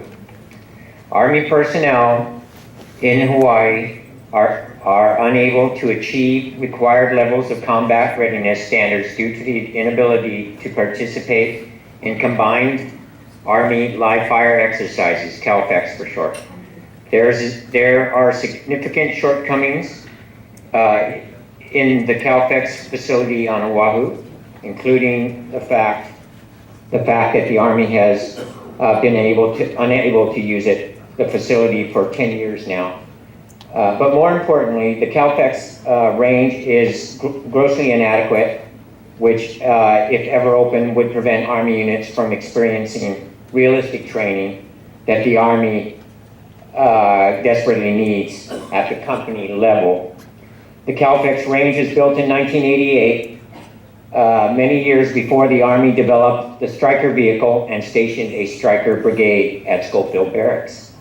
The current range does not accommodate off-road use of the Strykers and limits the commander to employing only 5 vehicles out of the 21 vehicles that are needed, that are assigned here. I'm sorry. Moreover, the live fire experience is crippled by nighttime restrictions, preventing commanders from practicing the critically needed task of integrating and coordinating the variety of weapon systems during periods of limited visibility. The range contributed to combat readiness in World War II, but times have changed changed drastically, and the range located in Makua Valley can no longer accommodate the exponential growth in combat power and reach that today's 24/7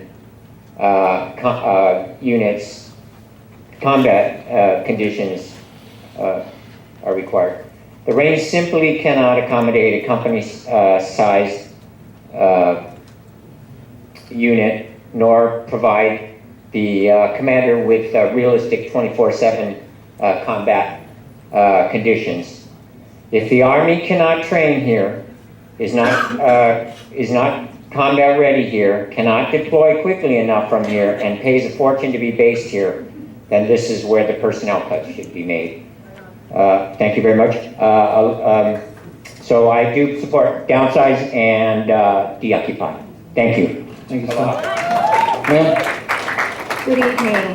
I certainly respect and appreciate all the different perspectives that are being shared this evening. And if I may share my perspective.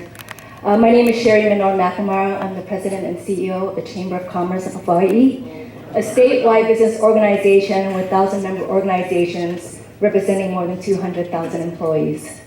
My father served in the Army, and as someone who has seen the sacrifices our military men and women make and who have benefited from these sacrifices, I, along with millions of others, would like to thank you for your service to our communities, state, and nation.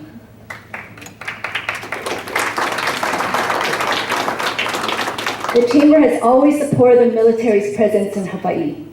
Through our Military Affairs Council, which we also call MAC, we have served as a state liaison since 1985. And the MAC's primary function is to promote, preserve, and protect the military in Hawaii. Last year, we restructured the MAC to serve as a more proactive and collaborative advocate for the military. Our work includes providing advocacy, communication, community outreach, and job creation, supporting the preservation of our military installations and activities with business, labor, and also city, county, state, and federal leadership, communicating priority issues with key stakeholders and the broader community. working with our partners to improve the overall quality of life experience for our military and their families, from housing and education to become a part of our extended Hawaii Ohana. Working with the military in Hawaii to create public-private partnerships, including energy, research, and technology. The MAC supports job creation and opportunities for the Department of Defense to accomplish its missions and activities cost-effectively. And the Chamber and the MAC will continue to support the military in Hawaii and fully commit our time and resources to do so. The Chamber recognizes the significant impact any cuts would have on our state. From an economic standpoint, the direct and indirect impacts of military expenditures are reported to generate $14.7 billion into Hawaii's economy, creating more than 102,000 jobs for residents that collectively report household incomes around $8.7 billion. The loss of this income would definitely have a negative impact. These expenditures touch every sector of our economy, from STEM to education, housing, construction, retail, healthcare, agriculture, and sustainable energy. From a strategic standpoint, Hawaii serves as a vital location for national and economic security. As Defense Secretary Hago stated at a forum, our rebalance to the Asia Pacific is about more than just military to military relations. It's economic, it's trade, it's social, it's cultural, it's education, it's security, it's stability. All of these are part of relationships in an interconnected world.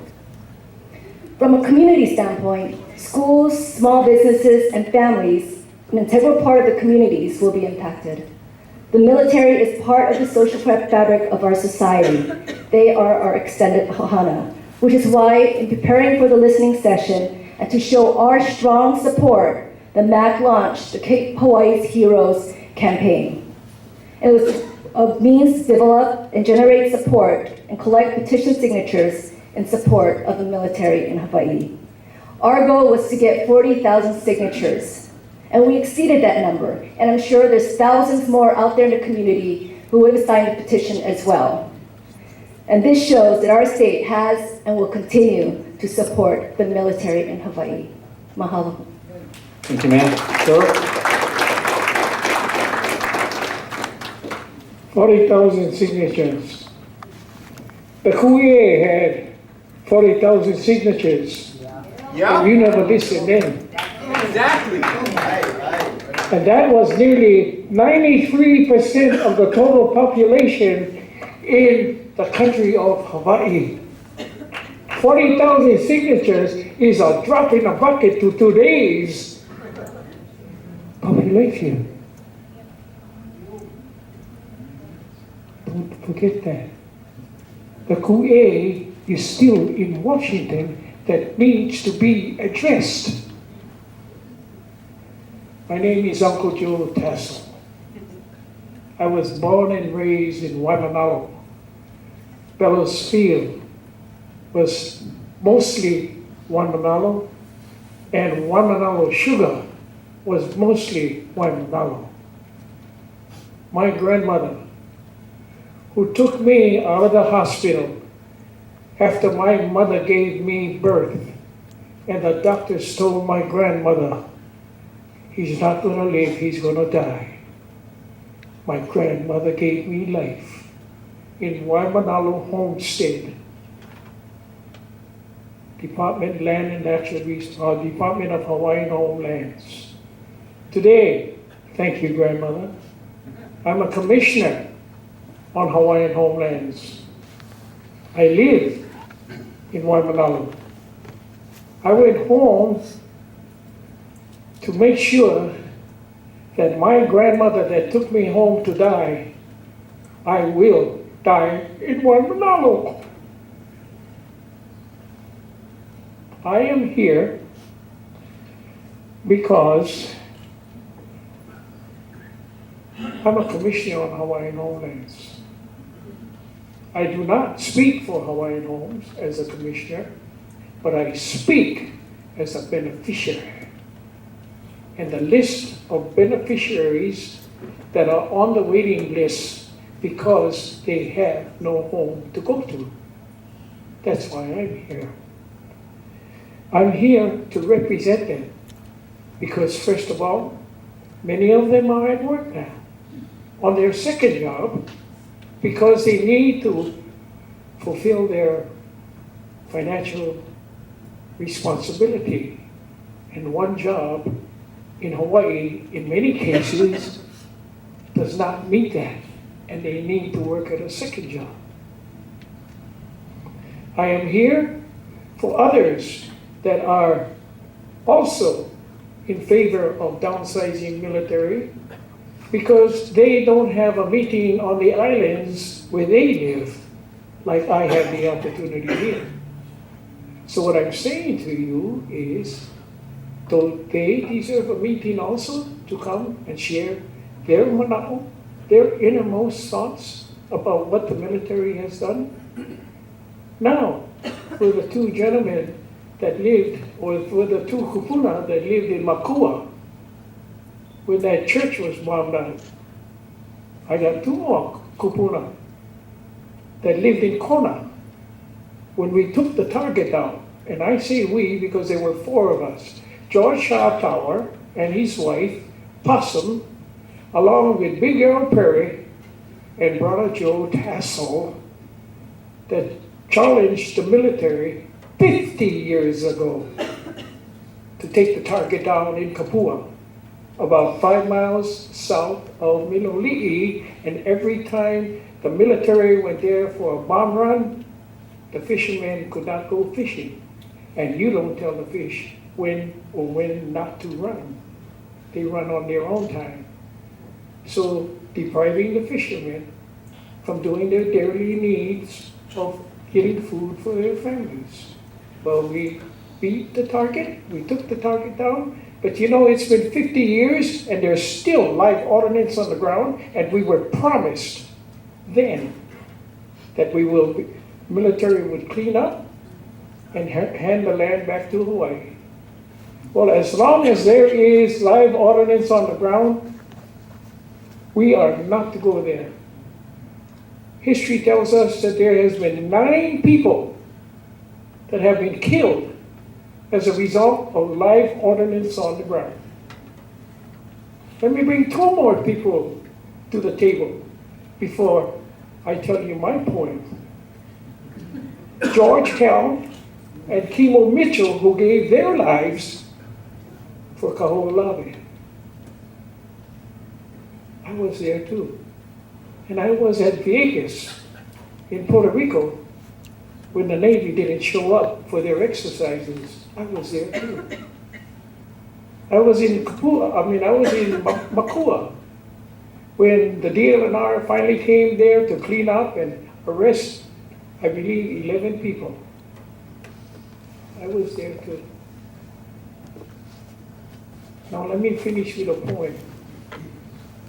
A poem that my kupuna practice every day of their life. It's called We the Willing. Led by the unknowing is doing the impossible for the very grateful.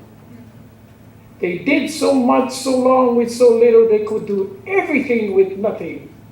I leave you with this question. Why does everybody come to Hawaii? Because Hawaii is paradise. But the question is, why does it smell and look like hell today? I'll tell you why. Because we are not in charge. Thank you. Ma'am? Okay, thank you for being here and listening to us, and thank everyone else before me who is supporting the Army downsizing as I do, and appreciate everyone's wonderful testimonies.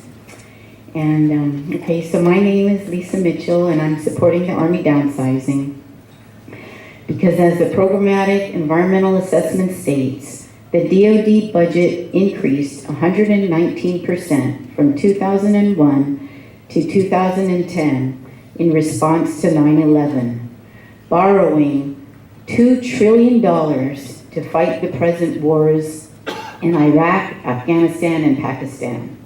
And so the U.S. is now $9 trillion in debt and counting, because the costs of war far outweigh any benefits, as over 33,000 wounded veterans need lifetime medical and disability care, and a total of 2 million veterans back from these wars are now registering to collect their promised benefits. And this does not include those soldiers still involved in overseas missions in the Middle East. And it's these costs of war which are crippling the DoD and federal budget, therefore needing to downsize. And the DoD chose to downsize the Army in Hawaii for many logistic and economic reasons. So as the voice of business, the Chamber of Commerce could better utilize their resources to help build a sustainable, dependable economic future for Wahiawa and Hawaii. Yesterday, Governor Ige announced a $10 million budget for the Hawaii Growth Initiative, finally allowing for a high-tech, new growth economy to emerge. Job retooling and educational opportunities from environmental cleanups to a Hawaii film industry can rebuild the losses from the Army if given a chance. We are in the 21st century, and it's time for us to become more evolved as humans. So giving more money to peace efforts guarantees saves more lives and more money and spreads the wealth more equitably, as well as perpetuates what's needed most, the Aloha spirit. As the land of Aloha,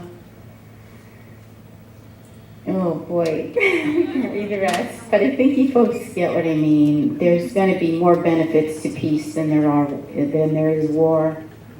It's pretty obvious. After 10 years of fighting in Afghanistan, there's still terrorism, there's still increasing violence, still a lot of chaos. War obviously doesn't work, and it's just not sustainable economically and spiritually. I think somebody else mentioned that. And we all can use the healing, and we are going into a new generation, a new century. We just need to start a whole new way of life. It'll be better for everybody in the long run. Thank you. Thank you, ma'am.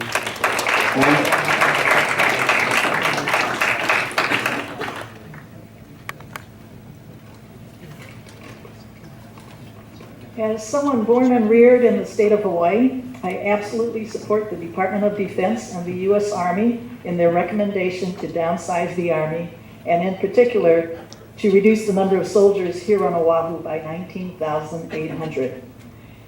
If the Army sees fit to make it more, that would be even better. With our soldiers prepared to sacrifice life, limb, and their limbs and their very lives for our nation's defense, the least we Americans can do is give them our full support for the best training they can get. Hawaii's training facilities for our soldiers are inadequate compared to what they can get on the mainland. For their sakes, they should be there, not here. And we in Hawaii, too, will be better off. The military takes up nearly 25% of the land here on Oahu. That's outrageous. Further, the military gets housing allowances that are way over what the typical local can afford to pay. We have a serious homeless problem with a large part of Hawaii's population who are not homeless, just a paycheck or two away from losing a place to stay.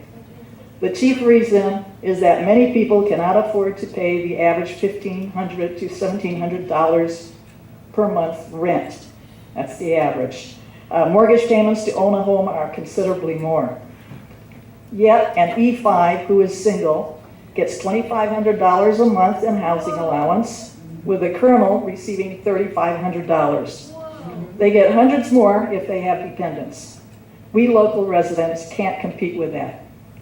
Making things even more difficult, there are landlords on this island who will only rent to military.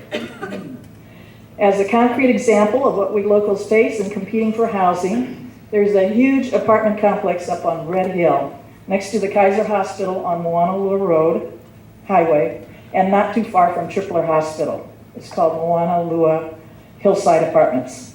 It was built for Section 8 housing for low-income families quite a while ago, decades ago, and it's said to be the largest apartment complex on Oahu.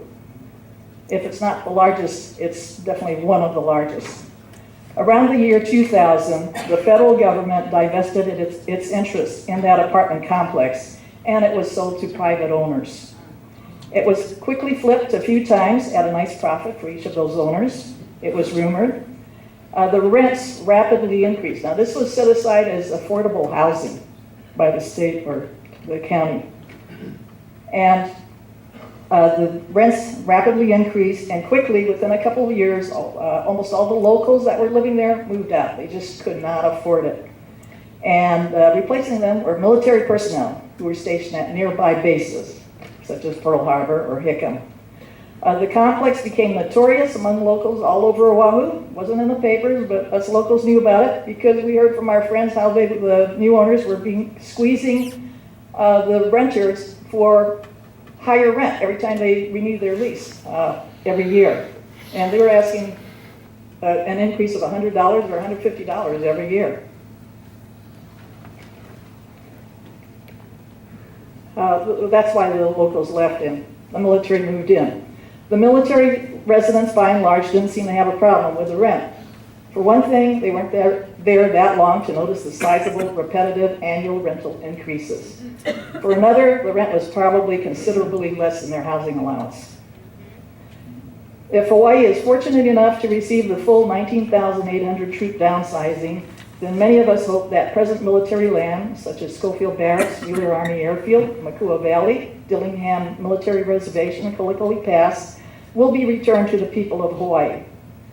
Those, if handled responsibly, could considerably help alleviate our severe housing problem, could give birth to new businesses or be a new location to old ones, and help stave off the cannibalization of some of Oahu's best agricultural land, which is the best in the world, to housing developments. It was a soil analyst professor that told me that our Hawaii land right here on Oahu is the best in the world.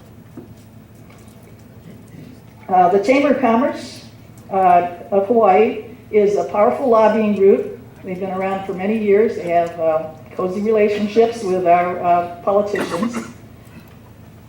And they are behind the Keep Hawaii's Heroes movement. Our mayor, Kirk Caldwell, who wanted to give you the petitions earlier, used the personnel and city facilities to gather those petition signatures. They were in all the city satellite offices, and people that went there to get their driver's licenses or to get their car registration renewed saw a big poster there, Keep Hawaii's Heroes, petition at such and such counter. The mayor also, the petition signers also used Blaisdell Center, the big center, a few blocks from here, maybe a couple miles from here. That's county property, and that's where the petition signers gathered some more signatures. And they went. The mayor sent his delegate to all the neighborhood boards. There were about maybe 30 or 40 of them. And that delegate asked the people there at the neighborhood boards to sign that petition. It was all one-sided. I thank you for your time. Thank you, ma'am. Hello, ma'am. My name is McIntyre. And first of all, I'd like to explain why I've had a sudden amount of outbursts. As you heard my last name, I am a Scotch-Irishman, and I have hot Irish blood. And the reason that my blood is so hot is because when I came here, I learned the true history of how Hawaii was acquired, which is why I have on this red ribbon. like this. Queen Liliuokalani put this ribbon on a letter of protest that she sent to the United States in Washington, D.C. for overthrowing the Hawaiian kingdom. The President of the United States, when I was 7 years old in 1993, publicly apologized for doing it. I think the least that we could do, some 21 years later, is downsize the military presence, not only here on Oahu, but everywhere. While you're at it, do it everywhere. We have gone into economic depression because of war. And this is not a strategic military point. This is someone's house. This is these people's home. And as a person of First People origin, an African and a Native American, I share their pain in being stomped on by the American government. You know, there was a few people that were talking about, oh, we have this many signatures on a petition to keep the military here. If you'd have went back in time to the 1500s and got people's signature on whether or not the earth was flat, you would have had that many signatures. It does not make it right.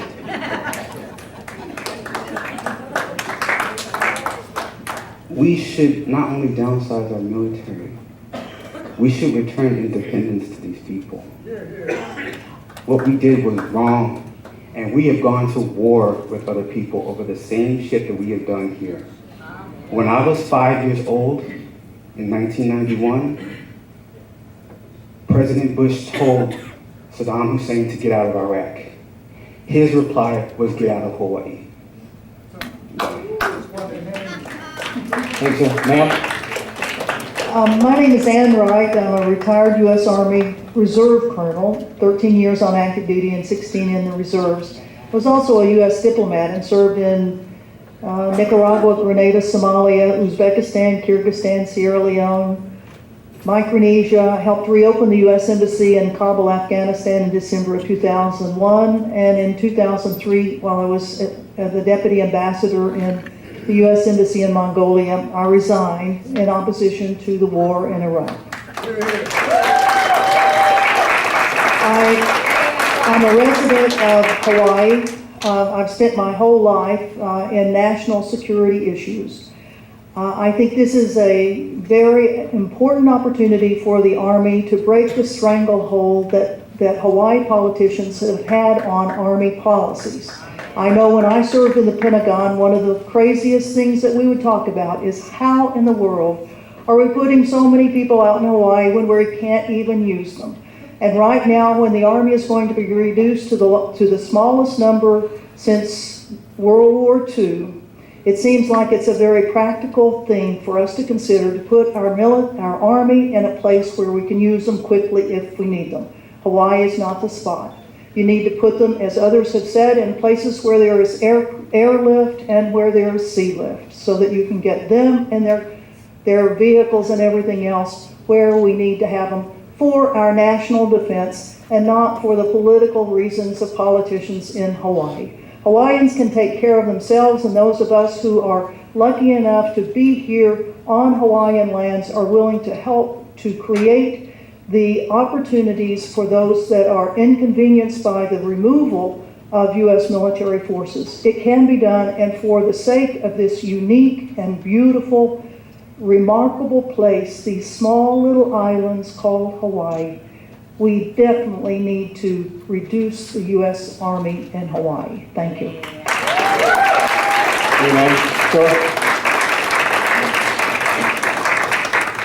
Good evening and aloha. My name is Pete Sims. I live in Mililani, nearby Schofield Barracks, and I represent Island Palm Communities, which is the partnership with the military that manages, owns, maintains the housing for the Army, housing on Schofield Barracks and other properties. In 1996, Congress passed the Military Housing Privatization Initiative to enable the DoD through public-private partnership to eliminate inadequate housing for military members and their families. Since 2005, we have been engaged in that business. We've spent over $1.7 billion constructing homes and renovating others with 95% of those contracts going to local and small businesses here in Hawaii. We've created over 1,000 jobs doing that. We still have another $700 million or so to spend in the next 5 years to complete our housing project in the initial development period. We also, as a business, have the pleasure of looking after these families and taking care of them on a daily basis through our operations. We have over 300 employees from the area that operate and maintain and help residents with their daily challenges. And so this is a great project. We're very concerned about the potential downsizing of the Army here in Hawaii, as it would directly affect our ability to continue to maintain those homes to the standards we've been able to create. So I'd offer that for your thoughts. Thank you. Thank you, sir. Sir? Good evening, Mr. McLaren, Ms. General Flynn. Thank you for holding this session tonight. Friends, neighbors, my name is Alan Hayashi. I'm testifying as an individual here tonight. I am employed by a defense contractor, but I did not clear my remarks. I didn't have enough time. So for full disclosure, I'm here as an individual. But I did want to make some comments, and they go to the issue of the Army's proposal to downsize. I'm in opposition to that action. I think that the Army can be a force for good. You have been in many instances. You've heard some issues tonight that I think it would be well to take back. But in general, I know you folks as good neighbors and good community citizens. As to why the Army should stay in Hawaii, in my experience, the Army is more than a fighting force. What you do for human disaster and the relief, HADAR, is something that we all are benefiting by when it happens here. Hawaii is one of the islands that could be severely affected if we ever have a tsunami or a hurricane of major proportions. I went to Kauai after Iwa or Iniki, and I saw the devastation, and I know what the military did to help the community. And I think that if that, God forbid, should ever happen on Oahu, we'd have a major problem without the military here. And for you to be downsizing, pulling equipment out to other places, you will not have time to get the equipment back here in time to help. So that would be one of the reasons. The other one is geopolitical strategic positioning. I know there's some here who oppose that. Every commander I've spoken to, without exception, is opposed to war. You don't go to war, you want to prevent war. But the way to do that in some countries is just to have overwhelming force. Now, I didn't make the rules. That's the way some countries operate. And I think we all have to understand that the only thing that's understood is overwhelming force. And that's the reason I think you need to be here at the point of the spear, the jumping off point for the Pacific Rim. I think that if you leave, there'll be a strong negative message that China and North Korea would hear. Also, the Japanese or our allies would take that as a positional statement, which I think would be negative. I think integrated training is important. You've got all the services here. You do multinational training, you do multi-service training. The jungle training area out here at East Range is one of the best in the world. I think you need to take advantage of that. The economic impact of Hawaii is major. I think if you, and I'm not going to go through all the numbers, you've heard those, you have those, but it would be a major impact. I think that to recover some of these issues about the housing being available. It's substandard according to city county standard. The roads don't meet the city and county standards or state standards. The sewer lines, the water lines, a lot of these have to be upgraded. So it's not just turning it over to civilians for housing. So I just put that forth as some of the points of why I favor the Army remaining here as a strong, vital force. So thank you again for your listening, and thank you for your service. Thank you, sir. Ma'am? Aloha ahi ahi, o wau kapua Keliiwaiho'ikeone Camarillo. Mahalo nui no ko o manapa nui no ki ia halawai. Mahalo ua hele mai iane. Ho'olohe no ko'u kanaka maoli. Ho'olohe la ko ano mai ka po'o, mai kona mau. Na'au.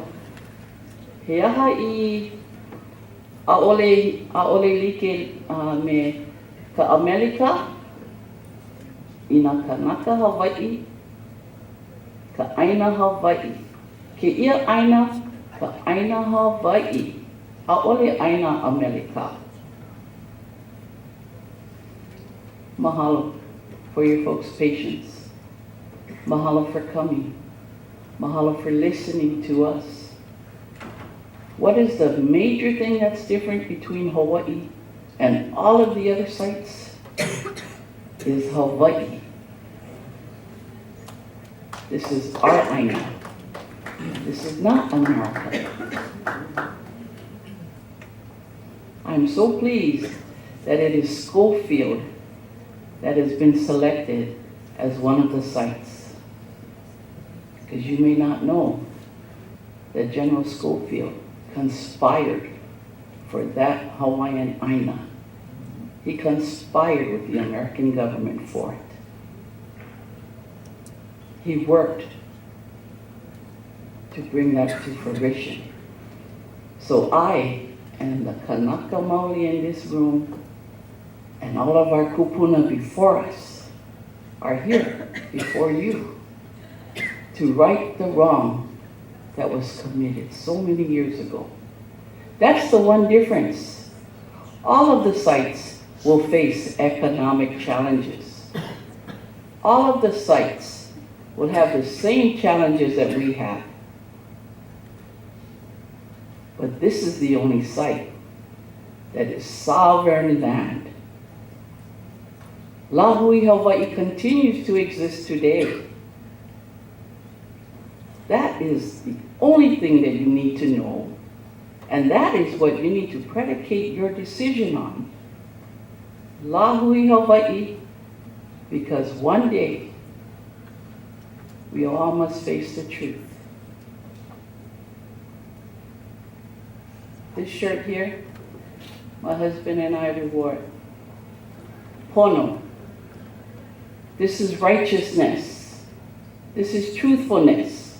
It is hard to live by, just like following Jesus. It's a straight and narrow line for whomever you may follow. It's hard. One day, the wrong will be righted. And we look to you to bring that day soon. Mahalo. Thank you, ma'am. So, thank you very much. My name is John Martin, and believe it or not, I was one of those people who came here ignorant about the islands. I was of all things in the United States Army, stationed at Schofield back in the ugly days right after Vietnam. We trained on the Big Island. It was there that that song by John Denver, born in the summer of my 22nd year in a place I'd never come before. I found myself on the Big Island, Pohakaloa training area, in a place called Pu'ahi, a mountain. I was put up there on listening observation post duty. While there, I had to look at the the ocean, the sky, and the land. And I decided right then and there, no, what am I doing here? I came back to Oahu and I found people protesting. 1976, we were talking about the bicentennial. But I found Hawaiian people say, wait a minute, no. And then I realized something. There's something dreadfully wrong. I discovered, reading in the scriptures of various religions, that it was better to be killed than to kill. And from that day forward, I refused to carry my rifle. You can make me carry it, but you can't make me shoot it. When you get back to the Pentagon, take a look at the walls with some of the pictures of people there. You'll find one of my family members, Lieutenant General Robert Earl Gray. He was the commander of Fort Gordon. He and I used to have heated discussions. He always thought I was half crazy until he came over here after he retired and understood why I had been here for so long, fighting for justice. You see, I lived off base. I lived up in Wahiawa Heights. And my neighbor was a Hawaiian guy who had been sitting around waiting to get on his homestead lands. Okay? And so we always had these big discussions. And I started to learn a lot from him and his family. And so I found myself welcome here. And so they asked me, where does your loyalty lie? My loyalty lies with the people and with the land. And you see, I wrote a song when I was trying to learn the Hawaiian language. Kekioka aina, children of our land. Listen closely, I hope you'll understand. Someday soon, this world will be in your hands. And that is the truth. May our children, may our young people live in a free Hawaii. It is time to deoccupy Hawaii. And for those who come here to enjoy our beaches, to enjoy everything here, need to decolonize their thinking. Because, as the lady said, this is not America. Aloha. Thank you, sir. Hello, I Kako. Good evening, Mr. McHorn, Major General Flynn, and members of the committee. My name is Philip Kahui. I am Kanaka Maoli. I'm here tonight as a resident of Honolulu, Hawaii, and I'm also here as the president of Kealoha Technologies, a Department of Defense services company with over 400 employees nationwide, over 200 of them here in the state of Hawaii, 30% of those Native Hawaiian.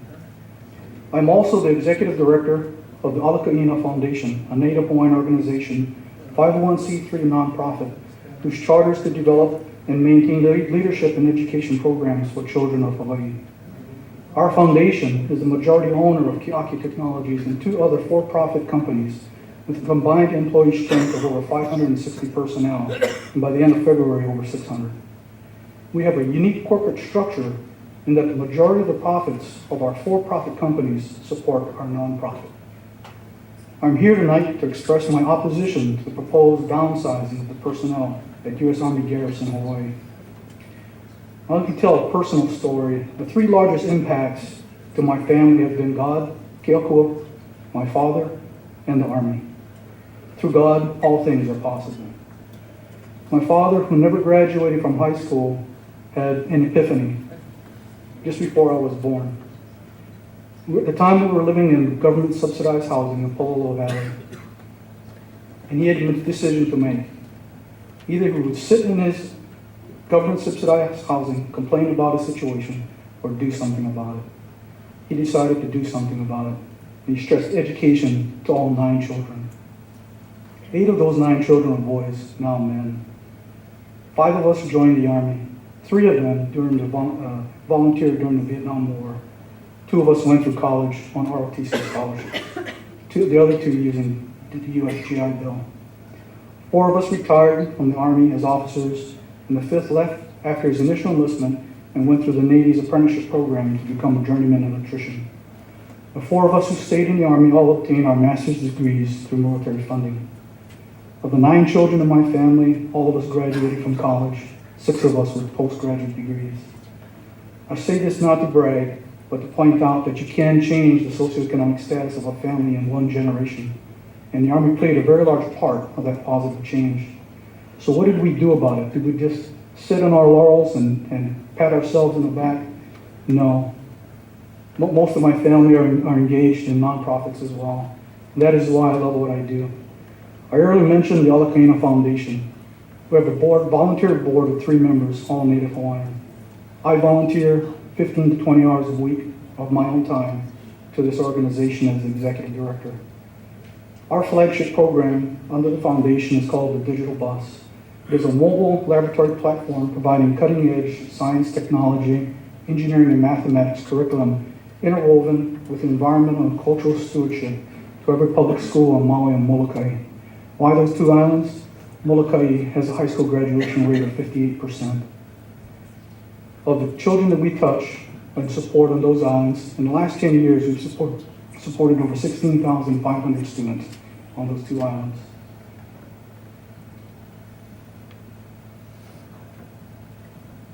I wanted to close by saying that Native Hawaiians have always assimilated as a host culture to thrive. King Kamehameha would have never unified the islands under his rule, and thus the Kingdom of Hawaii would not have existed without the assimilation of Western technology through the use of cannons and muskets. I want to say thank you for allowing me to testify and express my opposition to proposed downsizing of personnel in U.S. Army Garrison, Hawaii. Thank you. Thank you, sir. Sir? Please. Yes. Go ahead, sir. Yes. Hello, Kaku, and bonjour. My name is Oyate Rising Sun. I'm a Native American from the Turtle Mountain Band of Chippewa Indians, Belcourt, North Dakota, and Kanaka Maoli, born and raised in Waianae. And I moved back in 2012 from, I left here. I left to the mainland. I moved to for work after my divorce. And I moved back home recently last year because I got sick up there in the mainland. I was being a good American. I was working, making money, and eating at the bar, eating and drinking, and living life like an American. And I got sick. My diabetes came out of remission. I had congestive heart failure, so I was dying of a broken heart, literally, because I missed my home. I missed my language, my people, my children. I came home, and homeless, but houseless. I came home. I never killed. Because I knew my island, my land would save me. I came home 20 pounds, bro. A land would save me. A kua would save me. God, My family, both sides, they have military, Marines. A little better, I guess. But anyway, nonetheless, my dad didn't take me in the army. I never I was like, nah, no ease, man. I'm Native American on both sides, Native. I'm from the earth. We from the earth. We all from the earth. We all from the earth. We all will go back someday. But in the meantime, we'll share some Native American stuff with you guys. Some Native American wisdom. Words of the rainbow. The indigenous tribes were not surprised when black, white, and yellow peoples arrived on their shores, because their prophets had spoken of the coming of other races. They knew that the new tribes would overwhelm the ancient cultures of the land, called Turtle Island. But it was said that in our times, the spirit of the Indians will be born anew into all races that have gathered in this land. A portion of the different races of the rainbow colors will see that we are all one family. These warriors of the rainbow warriors, Hawaii, will bring with them a new time of living in harmony with our environment and with all peoples. You see, this is God's country. Yeah, we're all blended in here. Yeah. We all people of the land, and we will return.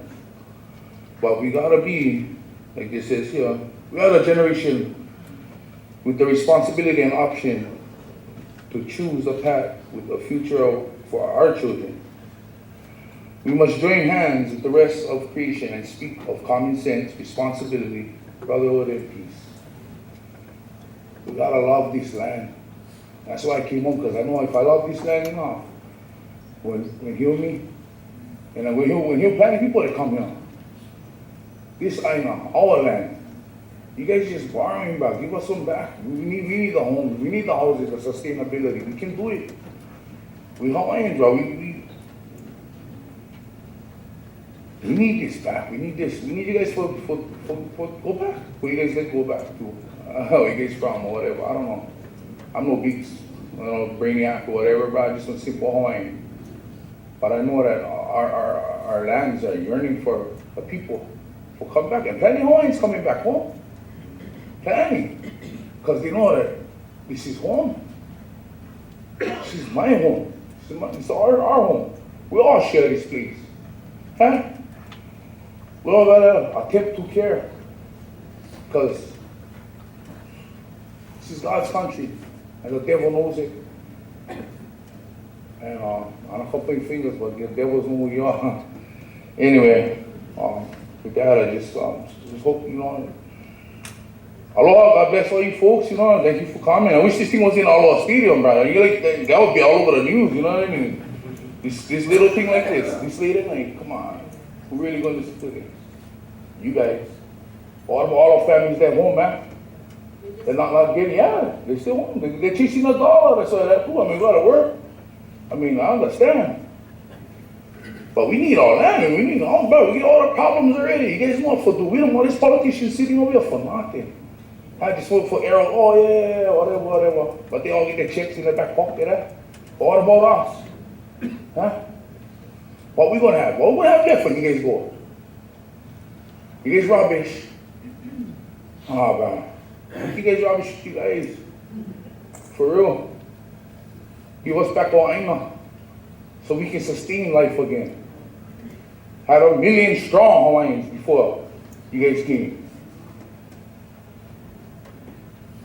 And still get strong Hawaiians. And we're not gonna give up. To the last aloha aina.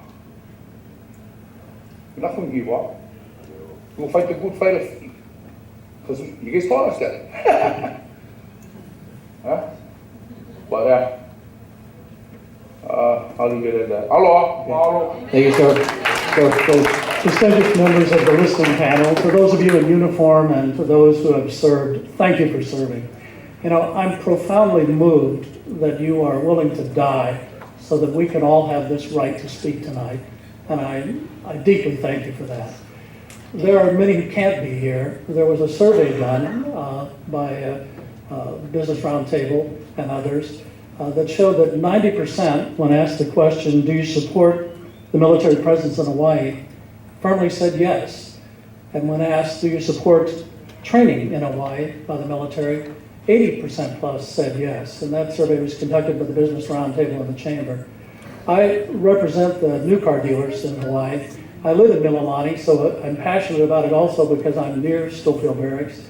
Our church would be heard if everyone left. Of course, the businesses would be heard, but I think the key message I heard tonight is that Hawaii is so isolated that there would be profound economic and social impact, maybe more so than any of the other 30 communities. And again, I thank you, appreciate the opportunity to speak, and thank you for this panel. Thank you, sir. Hello, Maikaku. I'm Vince Kanai from the community of Waianae, which is on the west side of this island. And I'm here tonight to speak in favor of the downsizing. I speak on behalf of my son and my daughter and my 5 grandkids. My dad's a veteran of the Korean War. It's been a good road to come this far. We've been really active in working to bring back Makua Valley, which is an active training range on our side of the island. That's been mentioned a few times tonight. Maybe about 10 years ago, I came to the realization that for me, there is no us and them. It's just us. I like you're saying here, moving forward together. And I want to share this. Maybe about 2.5 weeks ago, I woke up early one morning, 4 in the morning, with a song in my head. I thought, man, I don't even know where this song comes from. So I got up and I Googled it, I YouTubed it, and sure enough, it's a song. I was like, wow, it's a real song. And it goes, I belong with you, you belong with me, you're my sweetheart.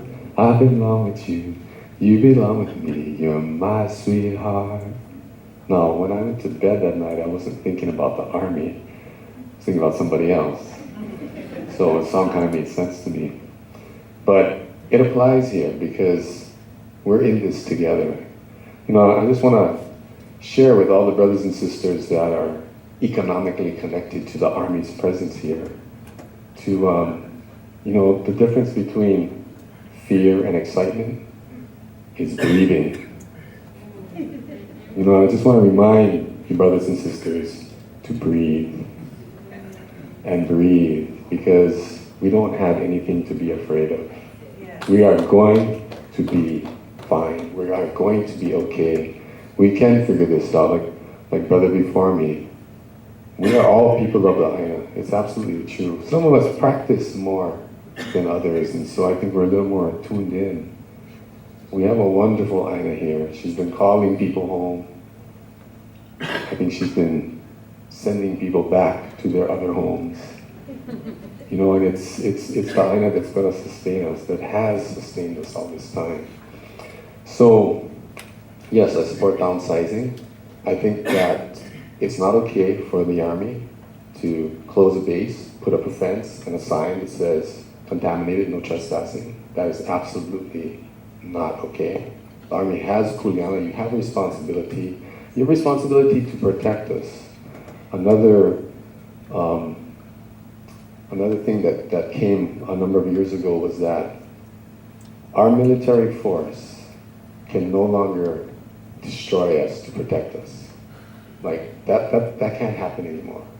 And we're gonna keep coming and keep saying this again and again, because this has been the pattern in the past. This cannot happen anymore. It's not good for us. It's not protecting us. And so one of the responsibilities of our Army is to clean up before they totally leave. Now, 2003, I was on the unexploded ordnance crew in Makua Valley. I did that because I really wanted to know if we could clean land that had been degraded, that had been used for training, that had been bombed terribly, that was full of unexploded ordnance. Are we dreaming? Can we really reclaim it? You know, or is it a lost cause?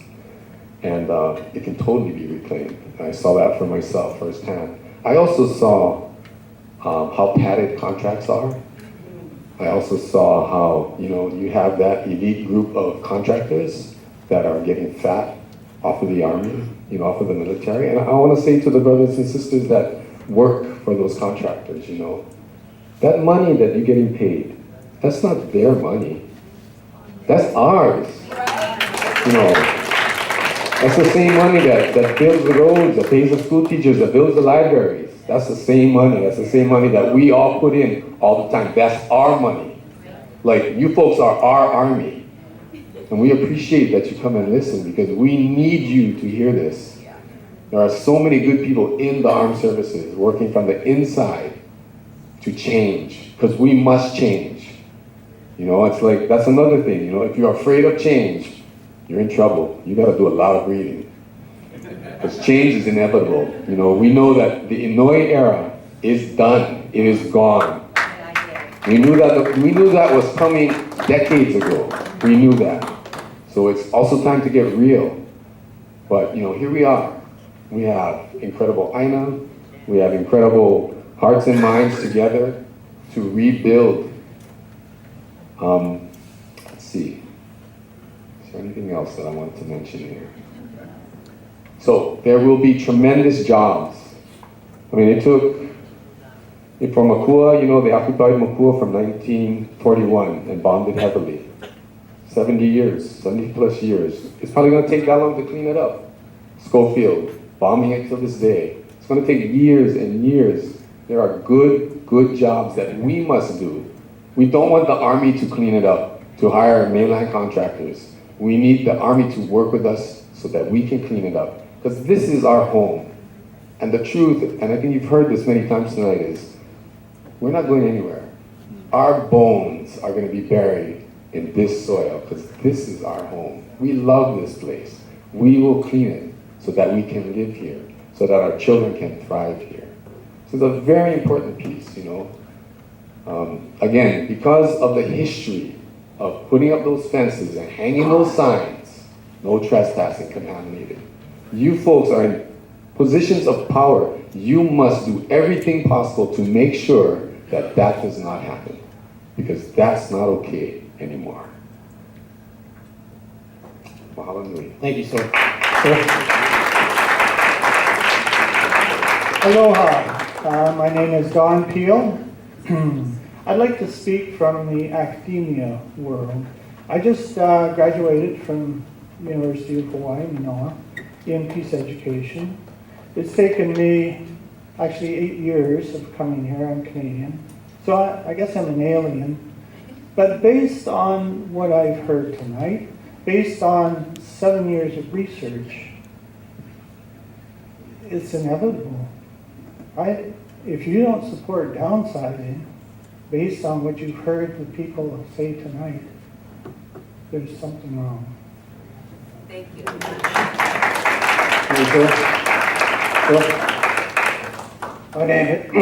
My name is Edward Richardson. I'm the former Adjutant General for the state of Hawaii. I retired in 2000, and I come from a family from Maui, the island of Maui, and I'm half Hawaiian. I probably have as much Hawaiian as anybody here. And I just want to say that I fully support the Army staying in Hawaii. I think the Army has been a good partner to the state. They've done a lot. I remember when we had Hurricane Iniki in 1992, you were there helping us on the island of Kauai and stayed with us all the way through. We would not have been able to handle that hurricane if it weren't for you. You do a lot of things for the community that we really appreciate. But one of the reasons why I went into the military was during December 7th. And if you realize that I was 7 years old on December 7th, so I'm 80 now. I don't work for any contractor. I'm retired, and I'm here just because I feel that I need to support you. But during the Pearl Harbor attack, the whole state of Hawaii was worried that we were going to be invaded. And the Army came, they set up defenses, and they protected us. They protected us until the war was over. So I really want to say that I appreciate what you do. I appreciate the soldiers that have not come home from your division. They've given their lives for our country. And I hope everybody here appreciates that. So thank you very much. Thank you, sir. Mahalo for being here. My name is Doug Adams. I'm from Hawaii Island. Traveled here for this listening session. We've had some amazing testimony. I am, through my mother, a son of Hawaii. And through my over 20 years of service, I'm a son of America. It is with the service to America that I understand that Hawaii respects the values of the Army: duty and loyalty, sacrifice, and courage, personal courage. The Army is part of the Hawaii Ohana. It sometimes is a conflicted history, but is part of that Ohana, as all Ohanas have conflicted history. And I just want to say that I support the Army in Hawaii. Mahalo. Thank you, sir. Ma'am? Just going to take Brother Vince's cue and take a moment and take a breath with you. It's a long night, and I thank you for being here with us and listening to every testimony, every compelling piece of evidence for downsizing. I know that you're already mandated to do this, and I know that it's a difficult decision for all the different places and sites that are advocating. But as you know, Hawaii is not like all the other sites, and I know you felt this tonight. Hawaii has been my adopted home. It's a place where I've learned to breathe, where I've learned to become a midwife and serve not only the local communities here, but also the military families. It's a home where I've learned where we can move forward together. So that said, it's an issue of international restitution. I know you know this. An issue for justice for the Army to consider Hawaii as being first on the list for personnel cuts, and first for the subsequent BRAC base realignment and closure process. In fact, the reduction of 1,900 troops must be seen only as a starting point, only a beginning. In the words of Kathy Pedrassi, the former mayor of Rantoul, Illinois, where the Chanute Air Force Base was closed in 1993, she said, "We have survived, and most of our citizens agree that we are better off today than prior to closure." People have said it here, the Aina will take care of us. We are a resilient people, and with strong local leadership, a reimagined Hawaii that is independent of the war machine can be possible. Contrary to the greenwashing efforts, the military must be a better steward of the land. The leaking fuel tanks in Salt Lake and the depleted uranium in the Pohakaloa training area do not inspire our confidence. These are prime examples of environmental protection failures. And though conservation land acquisitions that have been funded by the Army and the military, they do not mitigate compounding cultural and public health damages already done. Sequestration and the mandate for troop reduction should be seen as a critical opportunity to support the continued healing of land and people. Compared to the tremendous environmental burden on the land and the water, the socioeconomic balance sheet for the Army on these lands have been bleeding red for too long. The cost has not only been shouldered here, but through the Pacific, where our youth's lives have been disproportionately fed the war machine. Those who are 14 years old and older, I have a 14-year-old daughter, by the way, she cannot even imagine what it was like to live in peacetime because she's only known the state that we've been in. With utmost respect for the sacrifices made by extended families like mine and those in uniform, a troop reduction and return of the land to the Hawaiian people must be seen as the just answer. The time is now. Local solutions and possibilities for local needs such as housing and sustainable agriculture are urgently waiting. They are waiting to be imagined. They are waiting to be lived. Thank you, and a special thank you also to Women's Voices, Women Speak, who hold this position with me. Thank you. Thank you, ma'am. Hello, I'm Keliiwaiho'ikeone Camarillo. I grew up in Kealoha Hills. I guess Bellows was my backyard. I used to play there all the time. Gosh, so much has been said, but heroes. Supporting heroes. Gosh, heroes defend those that can't defend themselves. You guys talk about honor, corps d'esprit. Where is it? As a GI, we were taught whenever you're issued something, you return it in the same or better condition than you got it in. How are you guys good stewards? I'm not saying it. You know, you guys come here, everybody, every greedy that is here that talks about you guys bringing money into the state, this isn't a state.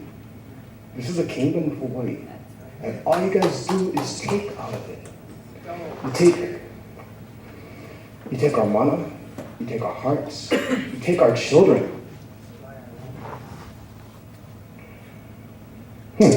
Shoot. I gave up 10 years serving. Why? I thought I was going to get a GI Bill so that I could pay for my own college and I wouldn't have to show my grades to my father. That's why I joined. See though, when I joined, it was like 1992. You guys were already going through a downsizing. We were entering, Desert Shield. I don't know if you guys remember that. The war that wasn't going to happen. Okay. So anyway, a couple of years later, you guys are still going through downsizing, and Clinton, during his second term, part of that downsizing that time was to cut off all the reserves and National Guard's GI Bill. Unless you served one day in war, guess what? I didn't get deployed to Iraq or Kuwait or any of those, but the United States of America refuses to acknowledge the fact that Hawaii has been at war with our allies. You're supposed to be our friends for over 122 years. I was looking at those ribbons earlier. It's like I see, Little Bighorn up there. I see Puerto Rico. I see Veracruz. I was looking for the one that says Hawaii. You know, Little Bighorn is the reason why our queen abdicated, because the Marines that landed here had just come from there. It was the same battalion. You guys are foul.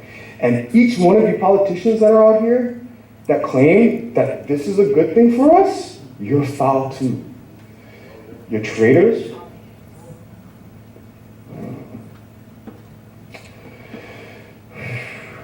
I don't know, it's like, last time I checked, it's like traitors get killed.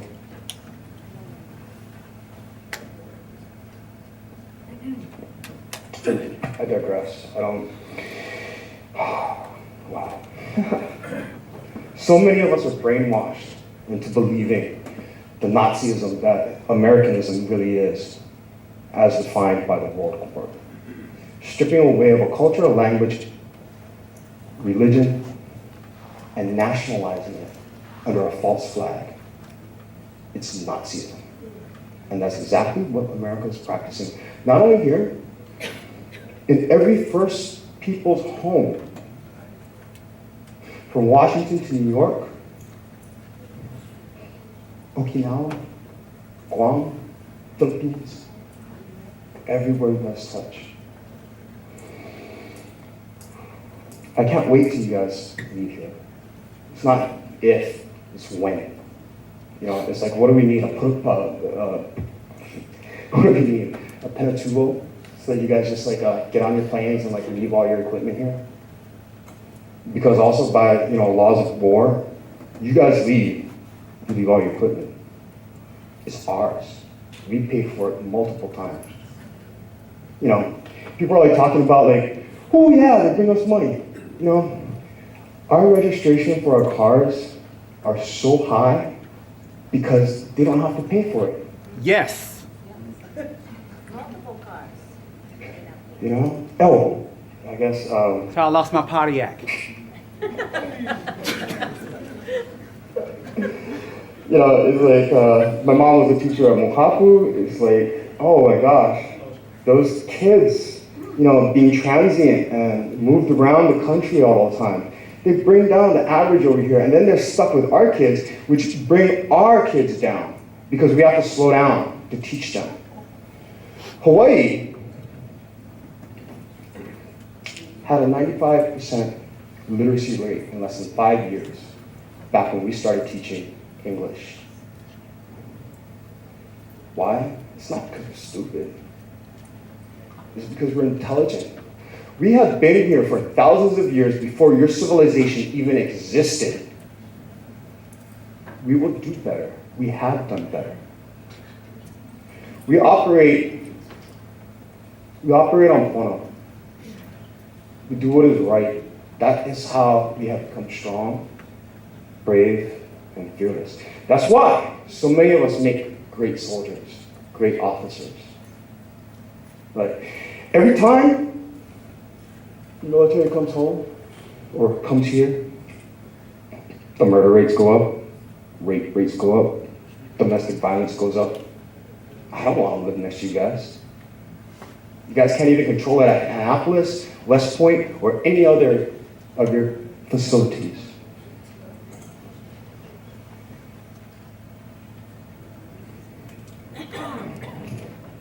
You know, it's like so funny because it's like Barack Obama says that he, for his children, he wants to be better. You know, I don't even know how he's a president. Oh, wait, I know. Because America is an oligarchy. It's not the republic anymore. I mean, we all know that this is a kingdom. If he claims that he was born here, he has no right being a president of the republic. So, I can't wait for you guys to go. I don't know why you guys are here. I mean, even this place, the Rusi and this place, lent to you guys by the whole Kalamoku family for a short period of time. You guys turned it into a retreat.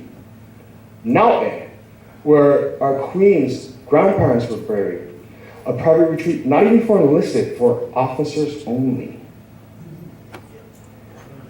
So, a hero? There's none in this room. Not in uniform, anyway. I would would like to offer you my sincere aloha because I would like you to be Pono. Aloha. Thank you, sir. Sir. Hello. Please keep the Army strong in Hawaii. Please do not downsize.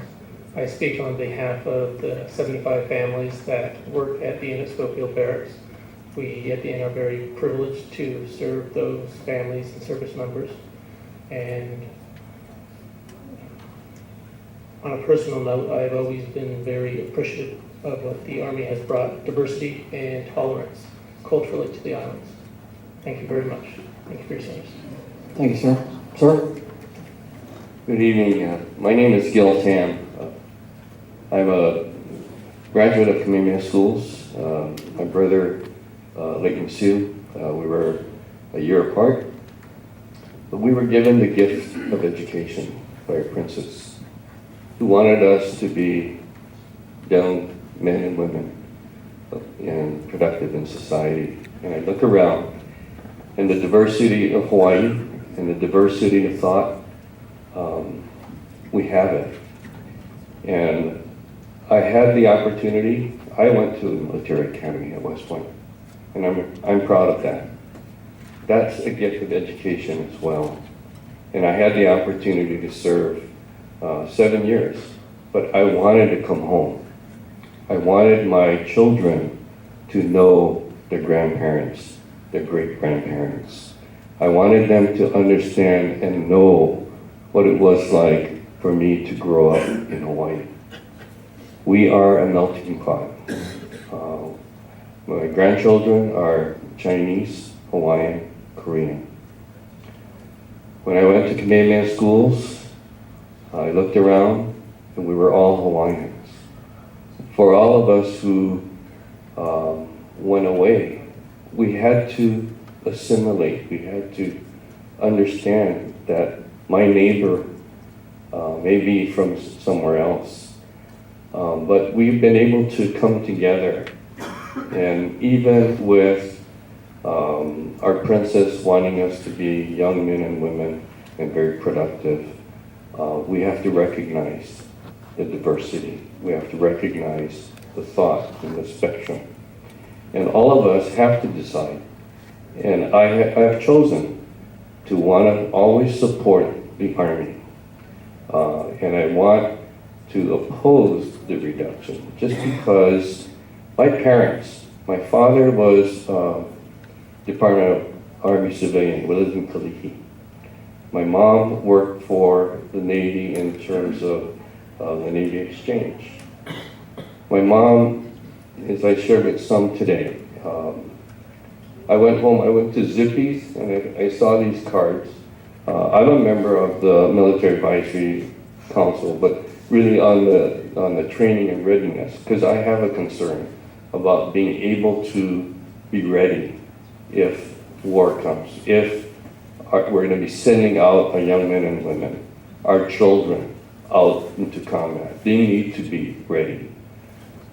My mom, when she saw this, she told me to go get more, because every person that came to visit her, I'm her caregiver. Tonight, she just finished a procedure. The doctor said, you know, she can't do this anymore. But when she came away, she said, just make sure that we support the Army. And so I just want to share that from our family. Brother who was also in the Army, my brother-in-law was a lieutenant colonel. My daughter married to a lieutenant colonel who's an instructor at Fort Leavenworth. So I want to thank the Army for the opportunity to serve, and for you for having served our nation. Thank you. Thank you, sir. Aloha. My name is Fred Dodge, and I have two histories with, a number of histories, but two that I want to mention that I've had with the Army. First of all, I was serving in Korea. This is over 60 years ago. And I don't hold any grudges against the Army for anything. Secondly, I'm a member of Malama Makua, and we're trying to get the Army to clean up Makua Valley, which has been used as a range, and then vacate the area. So those are both my strengths and my prejudices, you might say. My position on Army downsizing is that the plan, I believe, came from the Army. I think the quadrennial review, yes, and this is, I believe, as I understand it, the Army's way of trying to make it a sleeper, faster moving, better force. So I too support the Army, but I support it definitely by favoring downsizing, especially in Hawaii. Lastly, if anybody is interested in going into Makua, we have been able to get an agreement that we can take twice a month, we can take people into Makua Valley and look at the sites, the archaeological sites, and also the many endangered plants and animals that are in Makua. So if anybody wants to go, my name, Fred Dodge, is in the phone book. Please give me a call. And thank you very much for listening to me. Appreciate it. Thank you, sir. Ma'am? Aloha mai kākou. As a Native Hawaiian who has long advocated for the perpetuation of our culture and sustainability of our people, I welcome this opportunity to offer comments to you concerning the level of presence of the U.S. military in these islands. I want to apologize up front in advance because my comments are really directed toward the Department of Defense, who should be looking at all of the military services, not just the Army. Maybe that's one way you can save some of the Army presence here, is looking at some of the other services. We have some in particular that we're concerned about. We commend you all for your hard work in this process, this program to right-size your presence here in the islands. So we commend you for the work. We respect and appreciate the mana'o being offered to you by those who have begged USAR PAC and the Department of Defense to retain the same level of forces here in the islands, and not to cut the budget for Hawaii. We understand their concern for economic impacts on local communities where these bases are located. While we wish to continue positive relations with the U.S. Department of Defense, however, we would like to point out to you why it may be time for a very serious analysis of your presence here in the islands, and here are some reasons why. Some of these have been brought up before, so I'm just going to highlight the headlines. The U.S. participation in the illegal overthrow of the Hawaiian Kingdom through deployment of U.S. Marines in 1893. Construction of numerous military facilities that destroyed or seriously impaired island natural and cultural resources. Failure of the U.S. Department of Defense to monitor and or replace fuel tanks and fuel lines at Red Hill and elsewhere in the Hawaiian Islands. We're talking about fuel lines, they go for miles from Waihawa all the way down to Pearl Harbor, and nobody's checking to see if they're leaking. Construction of Defense Highway H3, which was justified as a defense highway and resulted in the destruction of pristine forests in Halawa Valley and hundreds of sacred sites and burials in various areas through which the highway runs. The negative impact of training over Kaneohe Bay upon our cultural and natural resources and practices. Now, our Hawaiian organization tried to hold a cultural retreat there recently, and we asked them to suspend the flights for a couple of days because there's lots of noise. They fly right over the island in Kaneohe Bay that we were meeting at. We asked them to hold it off for a couple of days, and they turned us down. So we were really disappointed. They weren't being a good neighbor. They weren't working out of respect for our people and our practices. The military buildup here enlarges the bullseye that our islands have become, making us a much bigger target for those who would attack what they would consider to be the U.S. That is probably why we were attacked in 1941, because we had so much military here. Last of all, I would like to say that my three uncles, Uncle George, Uncle Charlie, Uncle Clarence, all worked at Pearl Harbor shipyard, and they all died from cancers resulting from their jobs at the shipyard. So we kind of lost them. And We wish to bring to your attention, if you have not yet already reviewed it, the U.S. Department of Defense Instruction Number 471003, Consultation Policy with Native Hawaiian Organizations, issued October 25th, 2011, which requires you to consult with Native Hawaiians when proposing any undertaking that may affect a property or place of traditional, religious, and/or cultural importance to a Native Hawaiian organization, and among other activities.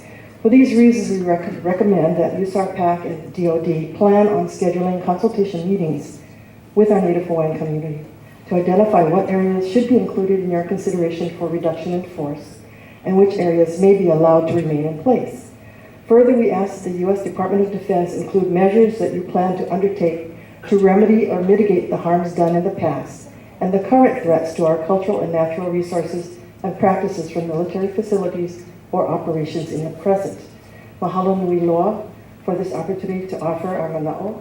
We wish you well in your deliberations concerning the level of U.S. military presence in the Hawaiian Islands. Mahalo. Thank you, ma'am.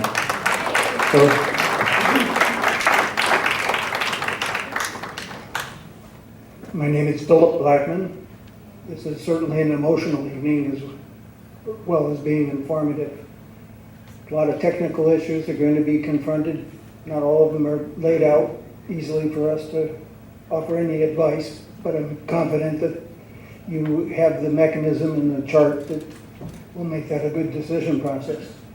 I would like to say that I would like to see the term "you guys" be complimentary, and that it is your land, it's my land, it's our land.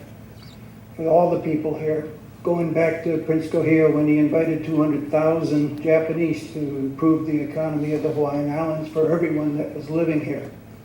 Not all of those individuals wanted to leave, and their offsprings are excellent contributors to what Hawaii is today. We have that from regions all over. I think when we talk about Army and Army presence, I hope that you realize that for many people, it's not an Army we're looking at a lot of sharp individuals, a lot of patriotic individuals. We're looking at our fellow Americans. And this land is their land, and this land is our land. Thank you for all. Thank you, sir. Ma'am? Aloha mai kako. My name is Lealoha Rocky Kealoha. First of all, I'd like to say that I wasn't going to speak at all, but listening to everybody else, I'll make it short and do a short synopsis of what I want to say, because they said you are the people that I'm supposed to say it to. First of all, my grandson is stationed in Texas. He's in the Army. My niece is a captain in Germany. I have 2 nieces and then another nephew stationed on in Texas. So I support the military in a way. The downsizing in Hawaii, I support that also. Let me tell you, my great-grandmother was a high chiefess, Ko Mokomoko Heia, from Heia, the Ahapua of Heia, which is a land division where your Mokapu Marines station is. I have to tell you this is because being a traditional practitioner from the Ahapua of Heia, we still do Hawaiian practices, and one of them is our makahiki. An experience I had a few years ago going to a makahiki on Mokapu is we have a ceremony there. They allow Hawaiians to live there. Well, when I was going into the base yard, evidently the person in charge went home and didn't have the papers there. So I had my grandchildren with all our food, big pots of food. I waited 3 hours there at the gate. The bathroom wouldn't open it for us. I was kind of disappointed, so we put our food out there and fed the kids. Although I had the potluck for everybody put together. What I'm telling you this is because the very next morning, my son had to go to a hazmat class, so I left early in the morning. They called that the mud bog, and they were just saluting people right in, without even stopping. You know how I feel that it was criminal to all people. It was injustice. The people from Heia we welcome people. And my father and his brothers took the military on the hilltops of the Ko'olau to have the first Omega station built here in Hawaii. Today, I belong to many organizations pertaining to Ahapua, and we have been designated the first out of 28 Sentinel District in Hawaii. And I'm saying this because we're trying to restore and save our resources. When we have a fish pond, Upia fish pond, that the Marines are using for mud bogs. How many times we approached them, let us try and restore that. They look at us, you know, it's disgraceful how they treat our people. It's not what's happened last week, 30 years ago, it's happening now. So I'm asking you to look into this. Last week we went for a cultural retreat on Coconut Island. We asked them to please, 2 days, we were doing our protocol. We had practitioners on the island. They went up to 2 o'clock in the morning. We can't even hear it. I live directly across the base Marine Corps Station. My family's been in the same Halekoa for over 200 years. My great-grandson gets up in the middle of the night, the jets are so loud. It's disrespectful. Quit at a certain time. Quit at 9 o'clock. Don't go to 11, 12 o'clock, even 2 o'clock in the morning. My grandchildren go to school. If we respect you, we expect the same kind of respect back. That's all we're asking. Please look into that. Mahalo. Thank you, ma'am. Ma'am? Hi, my name is Tina Marie Emilani Deichman. I am born and raised in Guatemala. I live on Hawaiian homelands. I am of Native Hawaiian ancestry.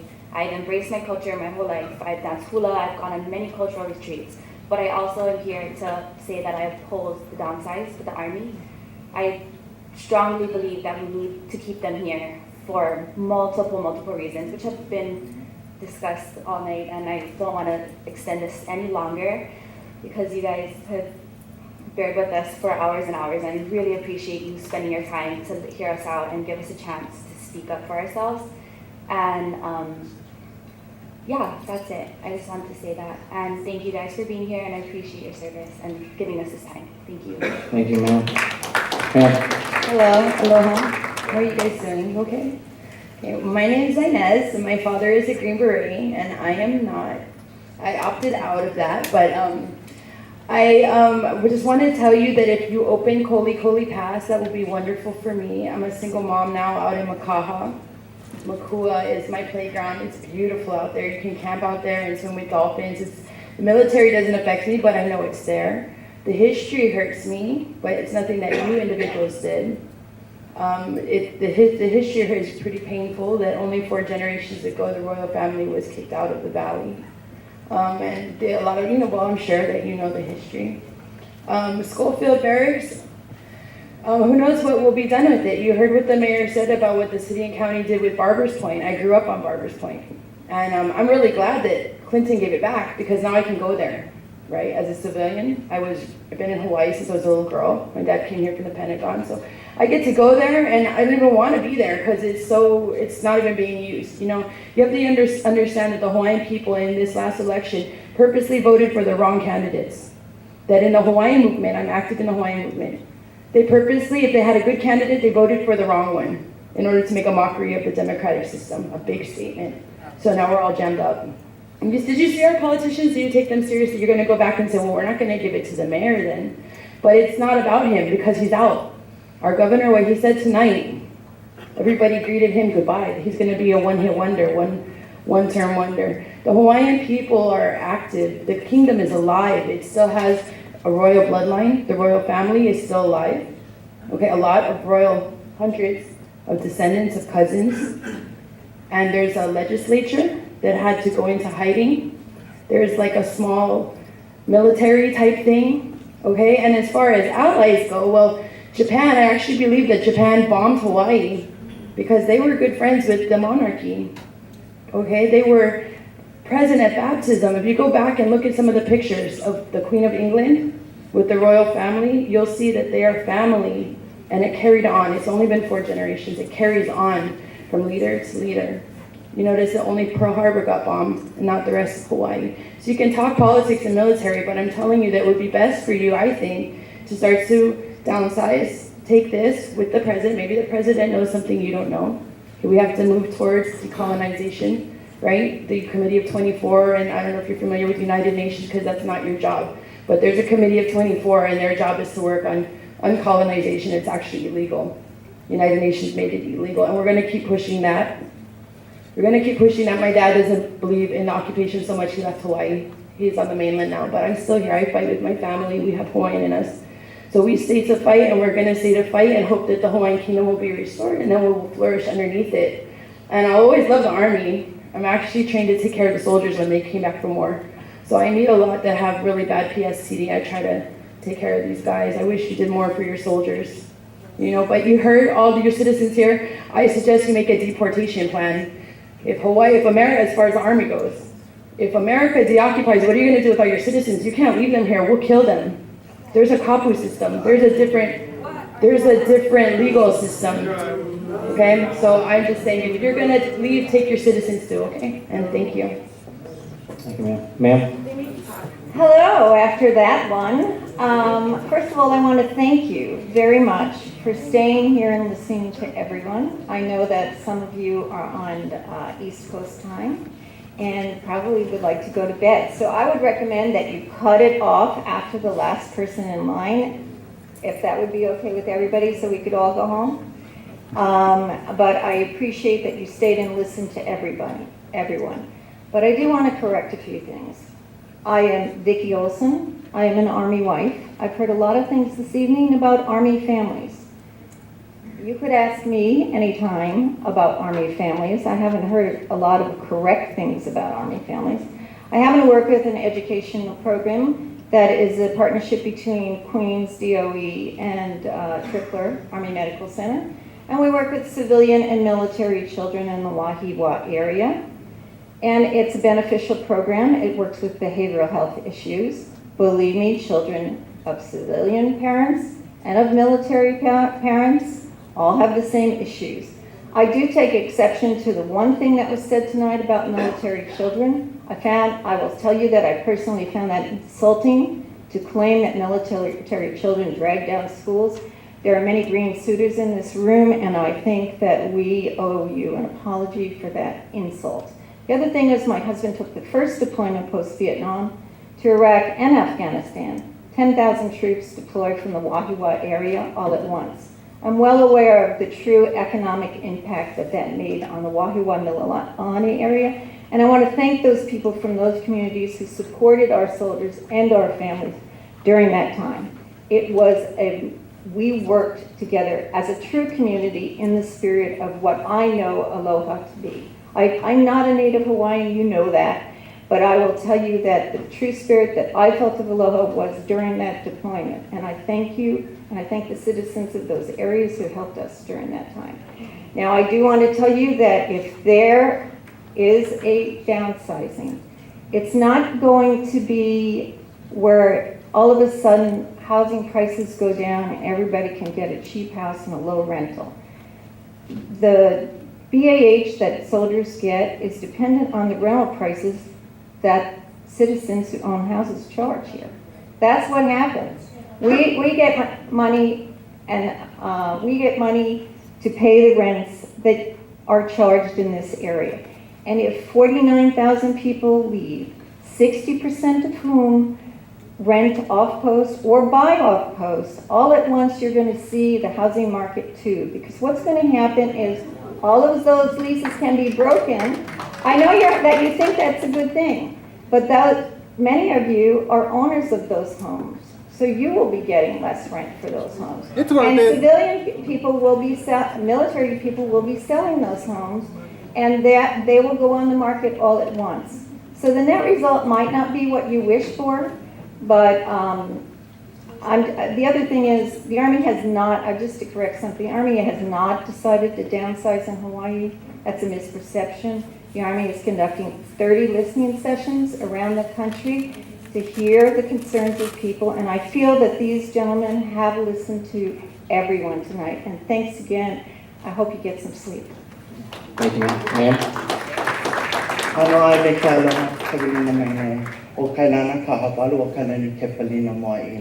am a Hawaiian Kingdom national. My genealogy goes all the way to my fourth grandmother, Helen Malamahi Ai of Kohala. She is the first cousin of Analea Kealoha, which is Kunilo Kalani's mother. And I stand here for my ohana. and the many Hawaiian nationals. You guys all know the truth of what happened in the massacre of our culture, and I am all for the downsizing of the military here in Hawaii due to the massacre that you guys have done to our culture. But I stand here for the many ohana out there that is scared because, you know, think America is so powerful. But aloha to you guys all. Aloha. Aloha. Thank you, ma'am. Just get these last two speakers here.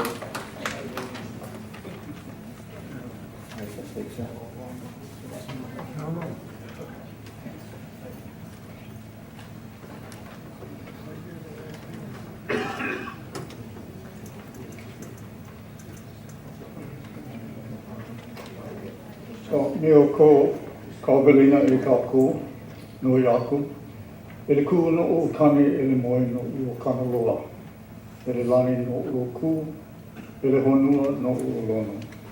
Ua lae, ua ai lako I luna o kahila. O hewewa maule au honua, a lama o paoe. Na au makua o kapo, na au makua o ke ao. Na kapuna, kapoi kahiko, kapoi ano, punui manu. He ulalelo I ia no ka ulala. E kuka awe I na kapo o kukane loko, no ka mea aloha, no hoi kako, I a lako I na ka pakao. Mahalo ako, o vai oe na vai oe. Ki pono a me ho o io, ule paolele, nana I ke kumo, io lako. A petition to ask for permission. To the north for Kani, to the south for Kanaloa, to the east for Ku, to the west for Lono. They broke an agreement, law, and kapu. They deliberately trespassed upon our sacred land. To fail to recognize descendants from remote time, be careful, lest it be disastrous to you. A warning not to break a kapu. To those seen and unseen from the dark dim past, to those seen and unseen from contemporary time, to our ancestors, to the people of old, to the people now, and to all of you who are gathered here tonight. A calling appeal, a sacred thing is this, an unblemished bloodline from remote time. The highest genealogy of them all is sent from the gods. To guard the kapu of Kukaniloko because we love them for all time. This, a petition to recognize our traditional comprehension. Who are you? Whose child are you? A prayer of faith to verify the truth and to know it's right and just. When the life force of an ali'i was to enter this earthly realm, this our paradise, all work ceased. This most solemn of occasion released from the people the energy factor, or mana, that transcends from the aina. Prayer emanated throughout the land. What was welling up in the hearts and minds of Hawaii was that the gods, yes, the gods, would send a child of character, strength, vision, possessing the mental acumen, moral rectitude, imbued from on high, to lead our people, our nation, toward a life filled with peace and prosperity. Look to the source, for the universe shall provide. In closing, surviving 236 years of foreign interpolation, we stand on the 39,560 signatures of Hui Aloha Aina, Hui Kalai Aina, Aha Kukaniloko Koamana, and petition the return of our national lands throughout the Hawaiian archipelago. E ku'upa'a ma a hiki e ke kanaka Hawaii hopeloa. No ke ea o ko kako aina aloha.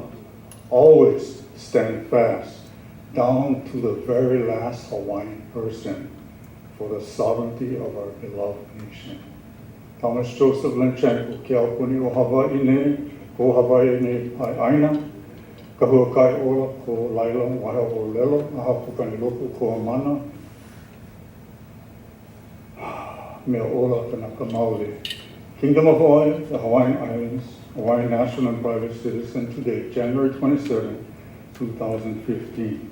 We support the Department of Defense downsizing of the Hawaii-based Army at Shafter and Schofield. Aloha pau pele pau mana. Should I fail to tell the truth, may I be consumed by the fires of Pele and eaten by the shock of Kamo'oali'i. Mahalo. We just have time for one more speaker. Thank you for your time, sir.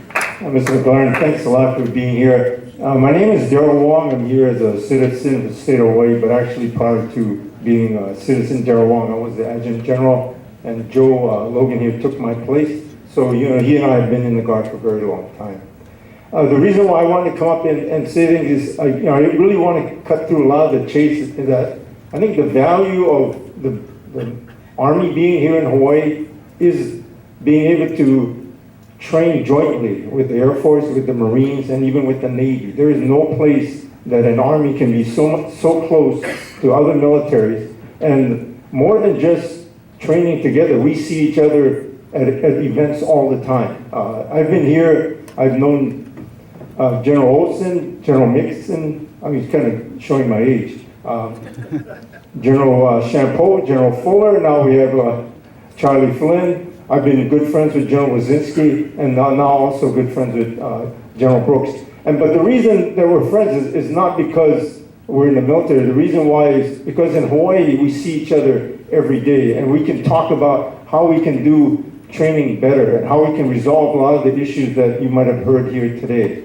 So even as General Brooks came on as a 4-star general, he really brought together the Marines, the Navy, the Air Force, and even the National Guard together to see how we can do joint training together. Because I think there's training issues anywhere you go. It doesn't matter where you are in the United States.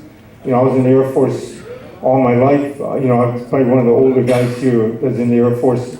I got commissioned in 1972 and flew in and out of Vietnam for a lot of my career, young career. But the other value that I think the Army brings to us here that might not have been said is they're really helping us look at our electrical grid, our biofuels, some of the things that some of our private sector may not have the funds to do, but they partner with our Army here to do that. The other thing that our Army here really helps us do is in our education. In STEM, they're helping us do things in our schools. We needed judges for robotics competition. I called Charlie up and he said, you got it. So we got, I think, 3 judges from USAPAC. So, there's a lot of unsaid things. All I can say is that your National Guard here and the Army cannot be any closer. I'm talking about the Air and the Army National Guard. And to give you one short story is when General Champeau was sent to Iraq to shut down Iraq, he sent an email to me and he said, Darrell, I want the Hawaii National Guard C-17s to bring me home. So that's what happened. This is how close USAPAC and your National Guard is here. So we sent a C-17 over to Iraq. When General Champeau came home, the C-17 taxied in, and we were there to welcome him home. Some of the things that Charlie, when he came on board over here, some of the things he did for us in planting trees at Schofield to honor the National Guard for their work when we were holding down the fort in Schofield when they were deployed. Charlie's paying all that back right now. So I think that's some of the things that haven't been said. Your relationship with the reserves and with the Army National Guard here, we could not train any closer than any other National Guard in any other state. Being an adjutant general and knowing how the other Guard units train, there is no Guard unit like our Guard unit that trains at the 25th. Even though we've been at 12 years of war, now that we've come back, we're working with how we're going to line up with the 25th and do training and even bring the 42nd into that fold. We're working with General Champeau and projecting out into the Pacific to get our National Guardsmen more involved in the Pacific. There is no other place that you can bring the Philippines, Indonesia, Taiwan, Singapore into a COCOM with the National Guard and with the Army together and do exercises as closely as we have. The Army National Guard here was used to help urban search and rescue training with the Chinese, and it was really a USAPAC exercise. But we partnered with USAPAC and trained the Chinese here. I think our guardsmen are overseas with the Chinese or recently returned as we did a reciprocal engagement with China. So this is how close we are with USAPAC. Again, I just want to make that a point. There is no Army Guard unit and even Air Guard unit that is as close to their Army as you have here in Hawaii. And I think a lot of the issues that we've talked about are good issues. I think some of the issues can be resolved. I think General Brooks has been tremendous in trying to address a lot of these things. But again, I think any place that you have your Army, you're going to have some shortfalls in your training. But I think there is no place like Hawaii where you can train jointly and even probably experiment in how you can train jointly together with the Marines, the Army, the Air Force, the Navy, and even with your Air and Army National Guard. So again, thanks a lot for staying this long. And Charlie, thanks a lot for being such a good friend. And thanks a lot for helping our community as much as USAPAC does. Thank you, sir. Thank you for your comments tonight and your courtesy. We really greatly appreciate everyone's comments this evening. Please let me turn the floor over Hey, you to... invited us here, and you're not gonna let us talk. Okay. Last two, though, okay? One. Two more. One on the side. Two more. Go ahead, sir. Hello? Yeah.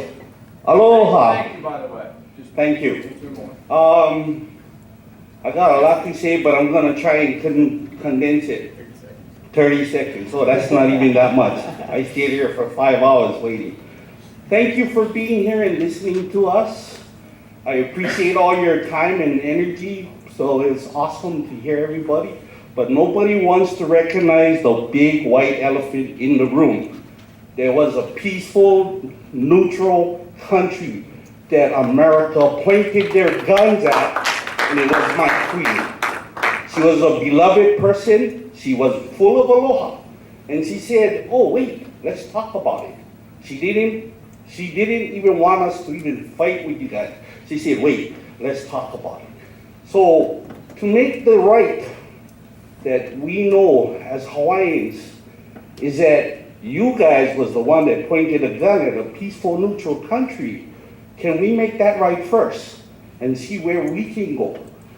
You know, because I would love to say to Mo Kapu, if you understand the word, Mo Kapu, it's a very sacred place for our people. It's the beginning of Adam and Eve.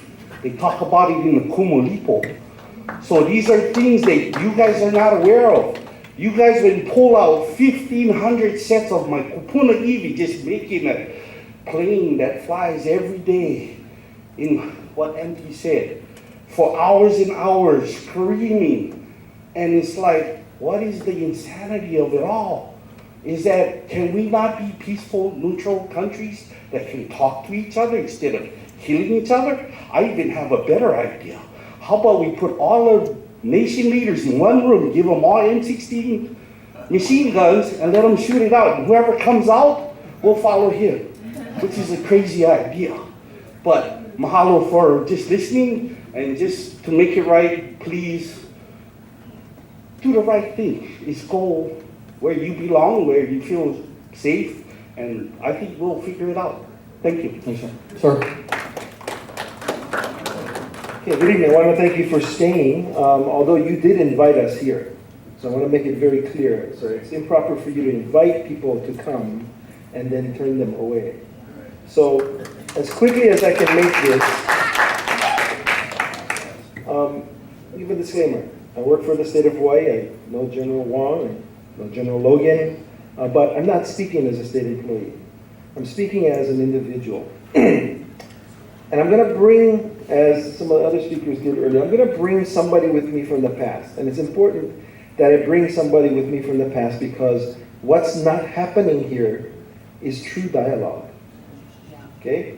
So Uncle Ivanhoe Naivi, who was born and raised in Makua Valley, the dialogue that was given to him and his father John Naivi and his sister Auntie Caroline Naive, was the pointy end of a M116 or M1 rifle by U.S. Army soldiers who told them that they had an hour to pack up all of their belongings in Makua Valley and leave. But 6 years after the war, you can come back. So at age 16, Uncle Ivanhoe, having gone through that experience, and one of his friends lied about their ages, joined the U.S. Army in hopes of going to war so that they could finish the war much quicker, so that the 6 months after the war, Makua would come back and they would be able to go back and live where he grew up. Uncle Ivanhoe died without having that ability. The only way he could come back to Makua was we dug a 6-foot hole in the ground in Makua graveyard, and he came back. I say that because what we have here is we have a lack of dialogue. I'm going to say a few more things. So, earlier someone asked, and please pay attention, because I listened to everything that you guys said earlier. I listened. So please, listen. Hawaii, you asked a question earlier. What makes Hawaii different from any other place where you're talking about downsizing, right-sizing, whatever word you want to use, okay? Hawaii is like no place else on earth. You guys know that. Everybody knows that. We are the extinction capital of the world, okay? Part of being extinction capital of the world is because of the presence here and because of the fires that are done by training. So let's recognize that so we can have true dialogue, okay? Real dialogue means we talk about the 25th Infantry in terms of real things. So General Flynn, you go to the Pentagon and you ask them for more money for the striker force. That's not going to happen. So why aren't we talking about real things, real dialogue? Why don't we talk about something that's reasonable? Why don't we talk about transforming the striker BCTs back to the light infantry that they were? Less impact on Hawaii, you give up some training lands, we give up some civilian lands. We have dialogue. We work towards eventually solving a problem. Getting rid of the strikers in Hawaii is the only reasonable thing to do. It'll cut your maintenance costs, it'll cut your fuel costs, it'll cut the training acreage that's required, it'll reduce the training related fires, resulting in improved protections for endangered species and cultural sites. It'll result in the return of lands for use in cultural purposes and civilian purposes. That's what the real dialogue should be. It shouldn't be about the Chamber of Commerce making it all about jobs. It should be about what's best for all of us, right? The real solution, and nobody's mentioned it tonight, and unfortunately because nobody's mentioned it tonight, there's no dialogue about what's really potentially going to happen in Hawaii. So Stryker's not going to be here. We assume that you're going to announce that, or somebody in the Pentagon is going to announce that the 25th is going to transform into a light infantry unit. Then we can have the real discussion about how to downsize or right size or whatever the case may be. Okay? So I want to place it squarely in your lap, sir, because you're the one that's going to the Pentagon and arguing for an additional budget. If the 25th Infantry Division and the personnel at Fort Sheffield is lost, it will be because of the unwillingness of the Chamber of Commerce and the Army to have meaningful dialogue with community.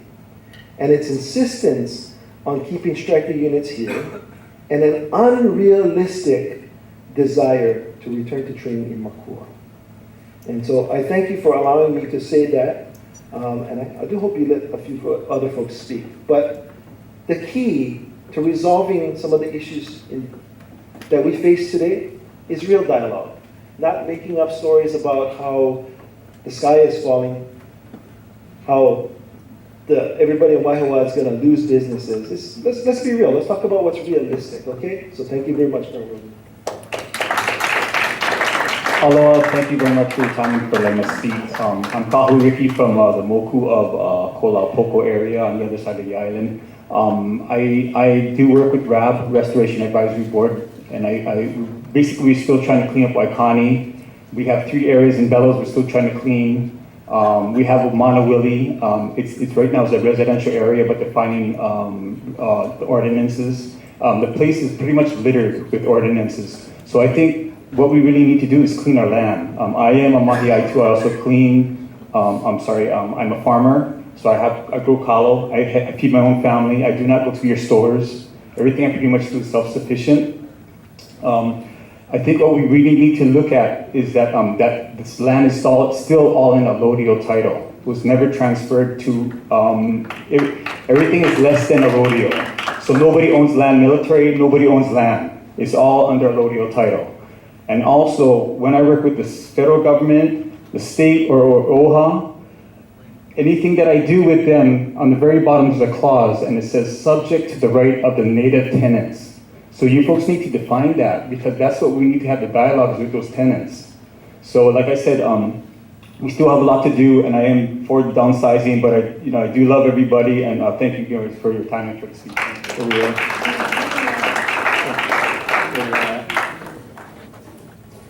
Sir,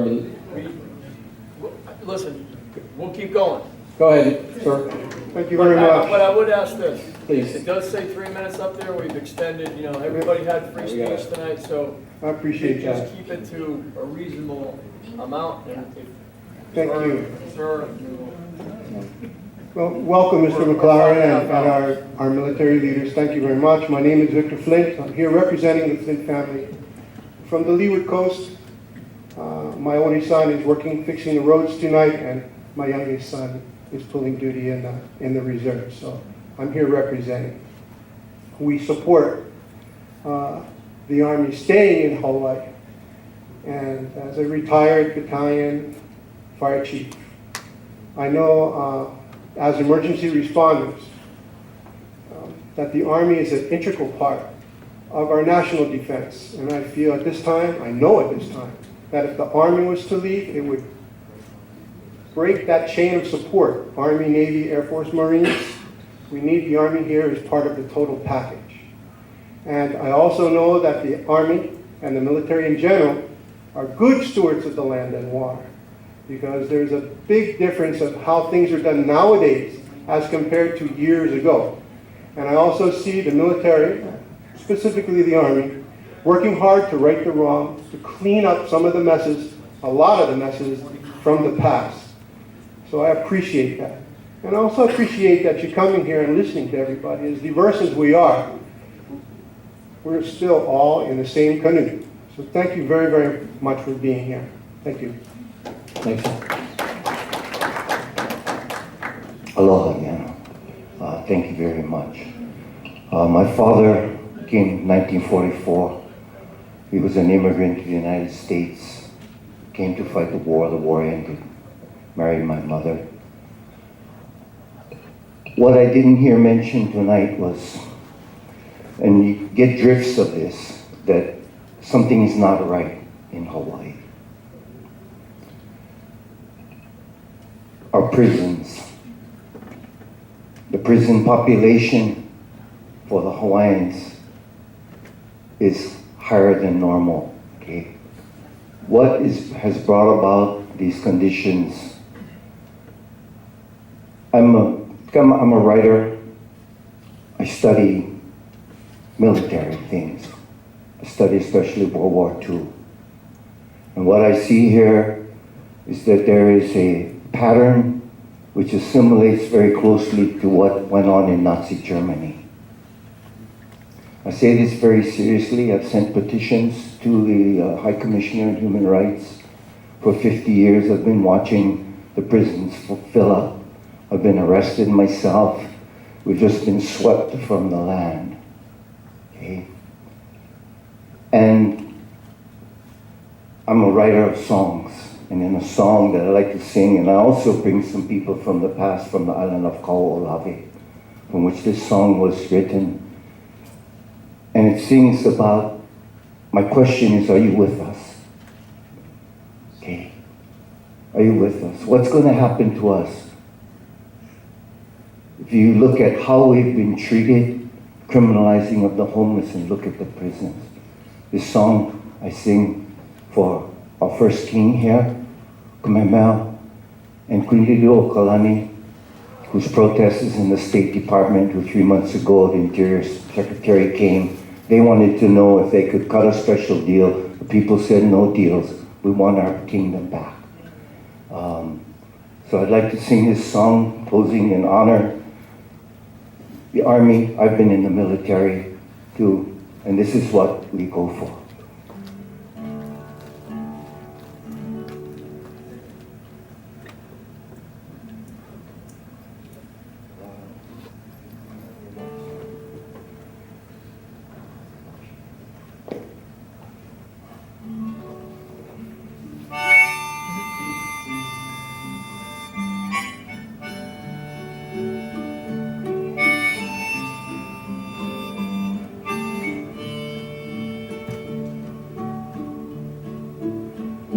From the cold Atlantic Islands to the South Pacific Seas, in the name of the Queen of England, sailed in James Cook, just a captain was he, courting the kings and queens of Polynesia.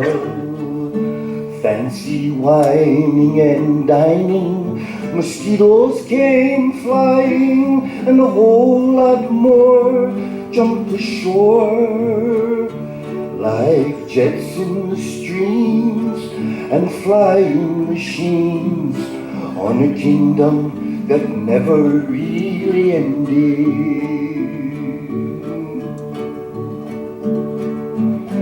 So Captain Cook couldn't write down what he took in exchange for the blade and the dangling armory.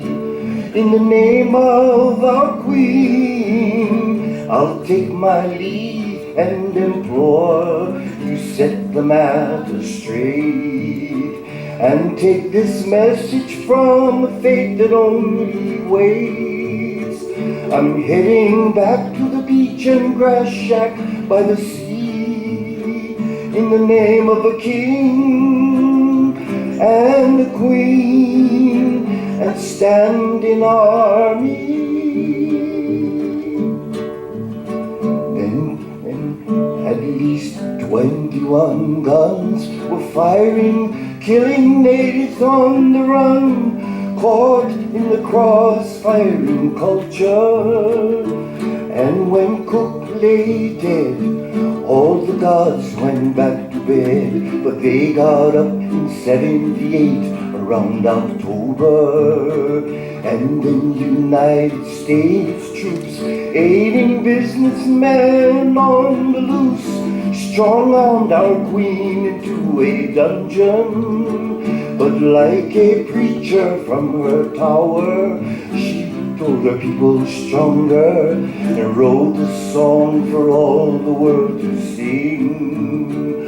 Aloha oi from far across the sea, from a king and queen and standing army. So it's given me some justice, my religion ain't adjusting, and we must be running out of time to live. And it's paved me a road back so I can take my knapsack and live this life the way it ought to be. Not in a museum like some old antiquity. I'm heading back to the beach and grass shack by the sea, in the name of the king and the queen and standing army. Then came World War II. We have everything to lose, the A-bomb blues and the half-white babies, playing on barbed wire beaches to the hotel retreaters, and welfare's the trick and the card to carry, and everyone's trying to find their kind to marry, and the kids in the streets just keep getting nasty from that military madness that they carry, being afraid to hold their banners loud and clear, and singing a national song, singing it clear. Hawaii Pono. There'll be a new generation for United Nations, for the world in peace and restoration. No more funky legislators, police and helicopters, just the king, queen and standing army, just to make sure that there is a treaty, just to make sure there's food for the needy, just to make sure there's food for the needy, for the king and queen and standing army. So from the cold Atlantic Islands to the South Pacific Seas, in the name of the Queen of England, sailed in James Cook, just a captain was he, courting kings and queens of Polynesia.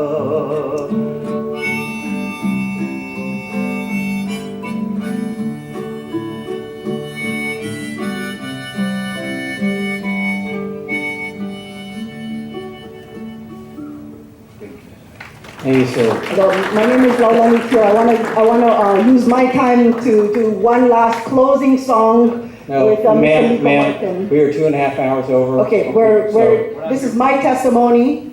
I think I'm the last speaker. No, we did say the gentleman there, We're please. going to play it one way or another. Yeah, sure you will.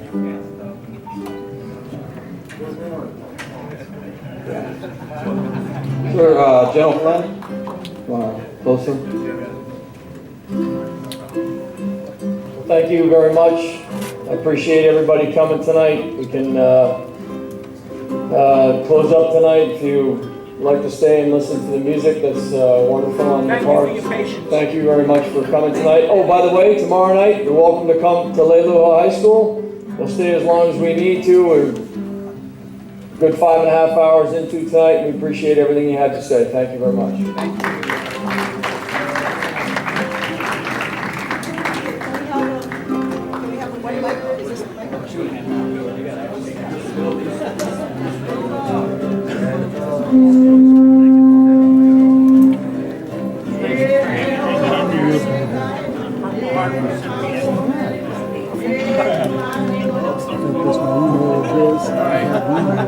Oh, yeah, definitely.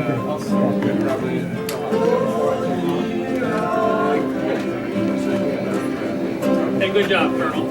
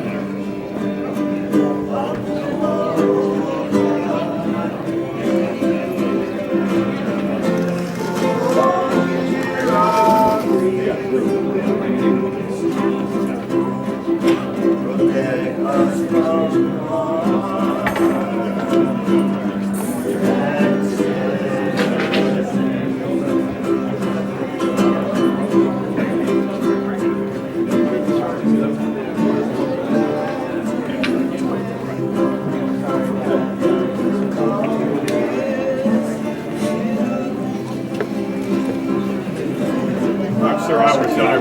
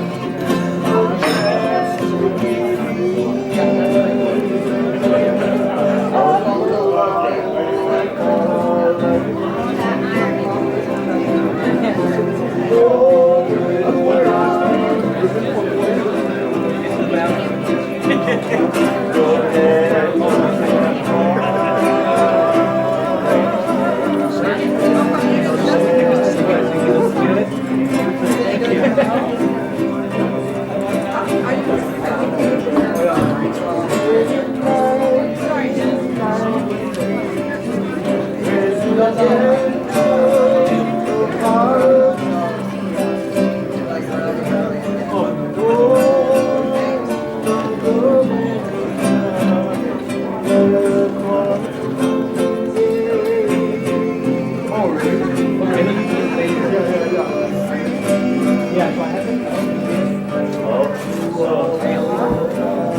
you're going that way?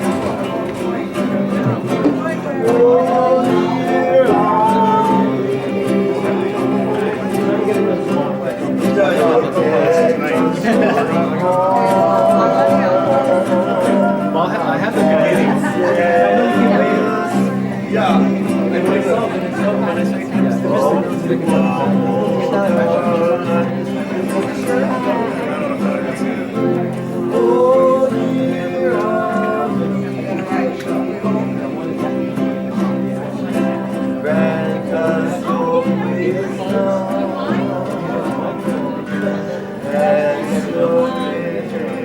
No, you know what? I put it together in the parking lot because this was the Army flag.